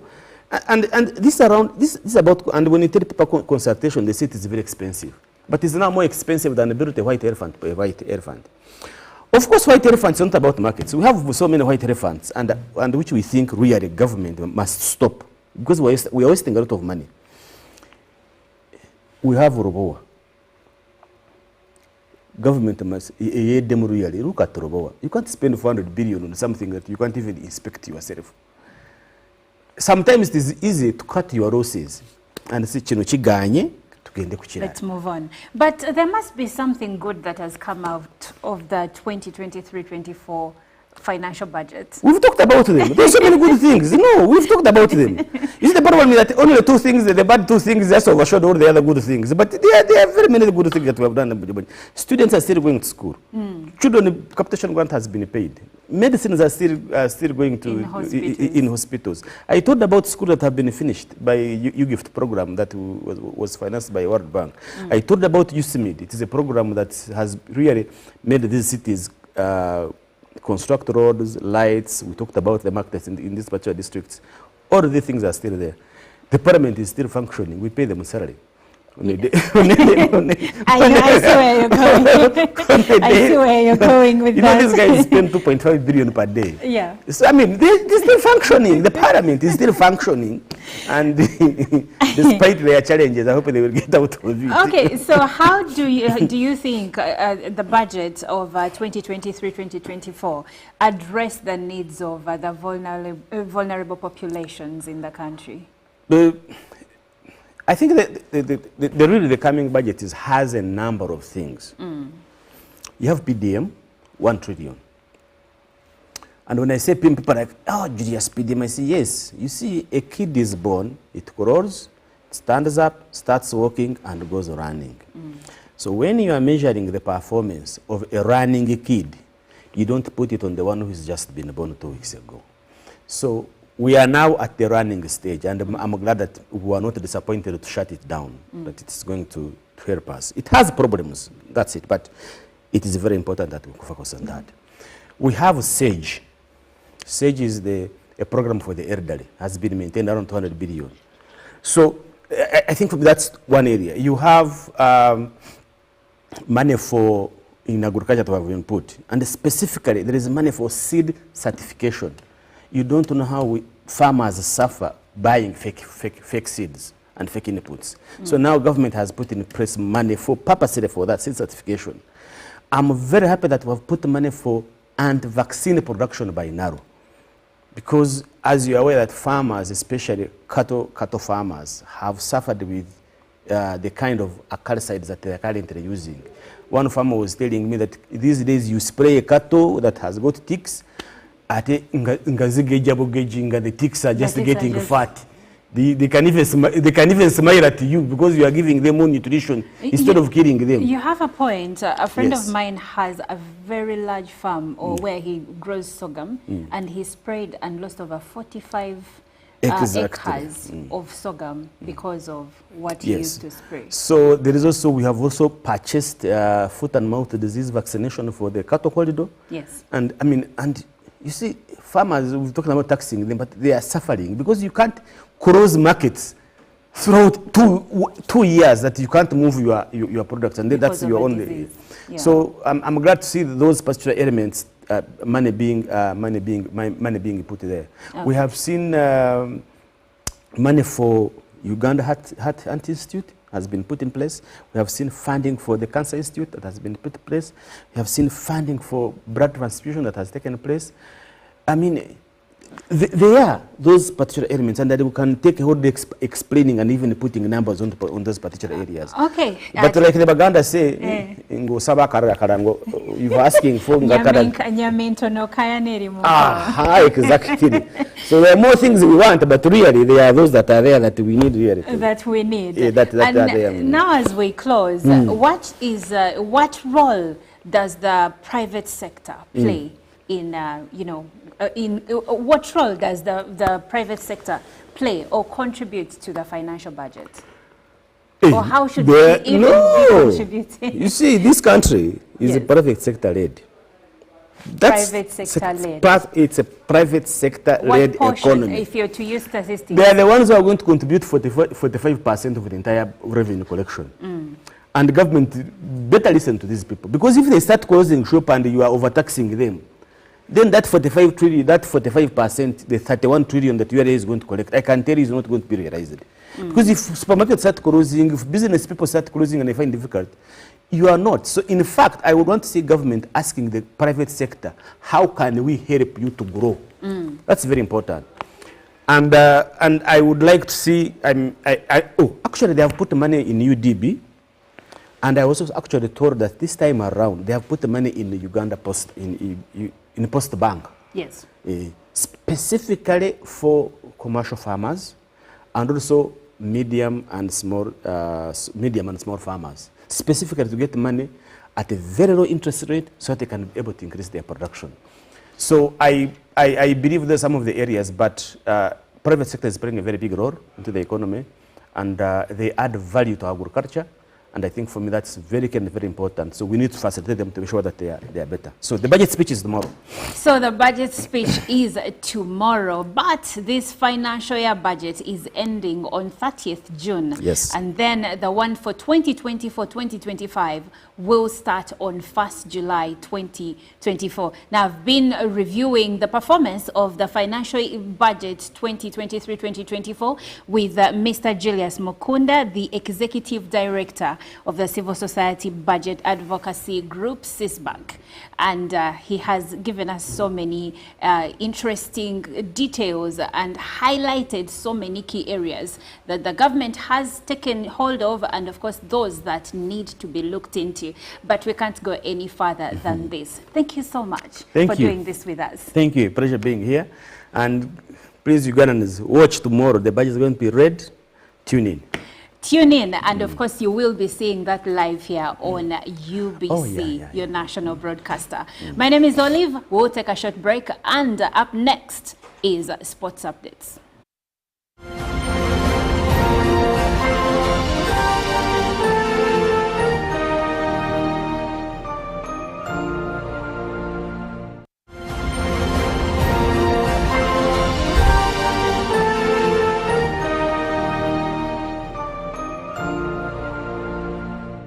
Of the day on UBC. Every Wednesday, 10 p.m. on your public broadcaster.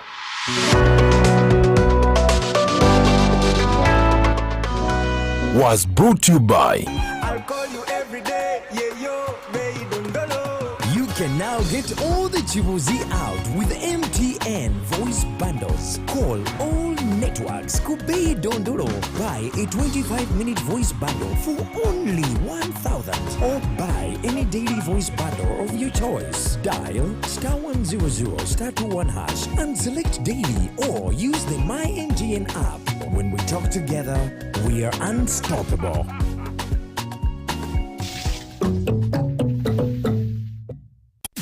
107.3 Kampala, 96.9 Mbale, 95.7 Jinja, 98.6 Soroti. You are all covered.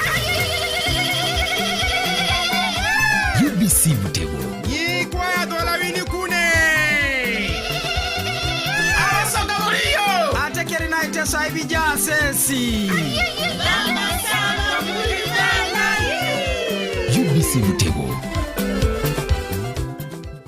A new dawn on Behind the Headlines with me, Timothy Nyangweso. Every Wednesday, live in our studios in the heart of Kampala. We have conversations that have analysis, explanation, but not every truth is fact, and not every fact is truth.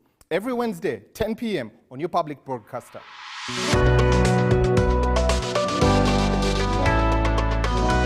All on your public broadcaster.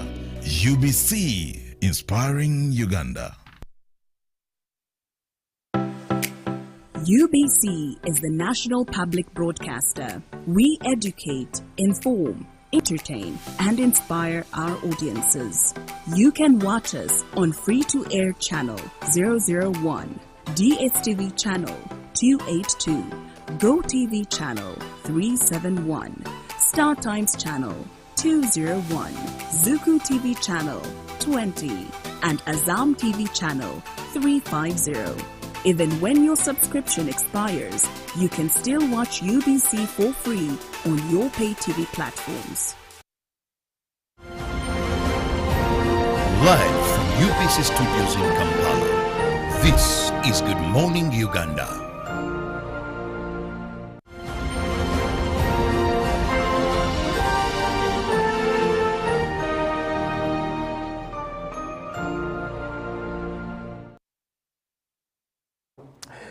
All right, good morning, and thank you very much for sticking around to Good Morning Uganda. It's now time for us to get into sports news. I am still in here for Ruben Pima Chibirango. And now from the world of sports, we have some news coming in from Manchester United. The head coach remains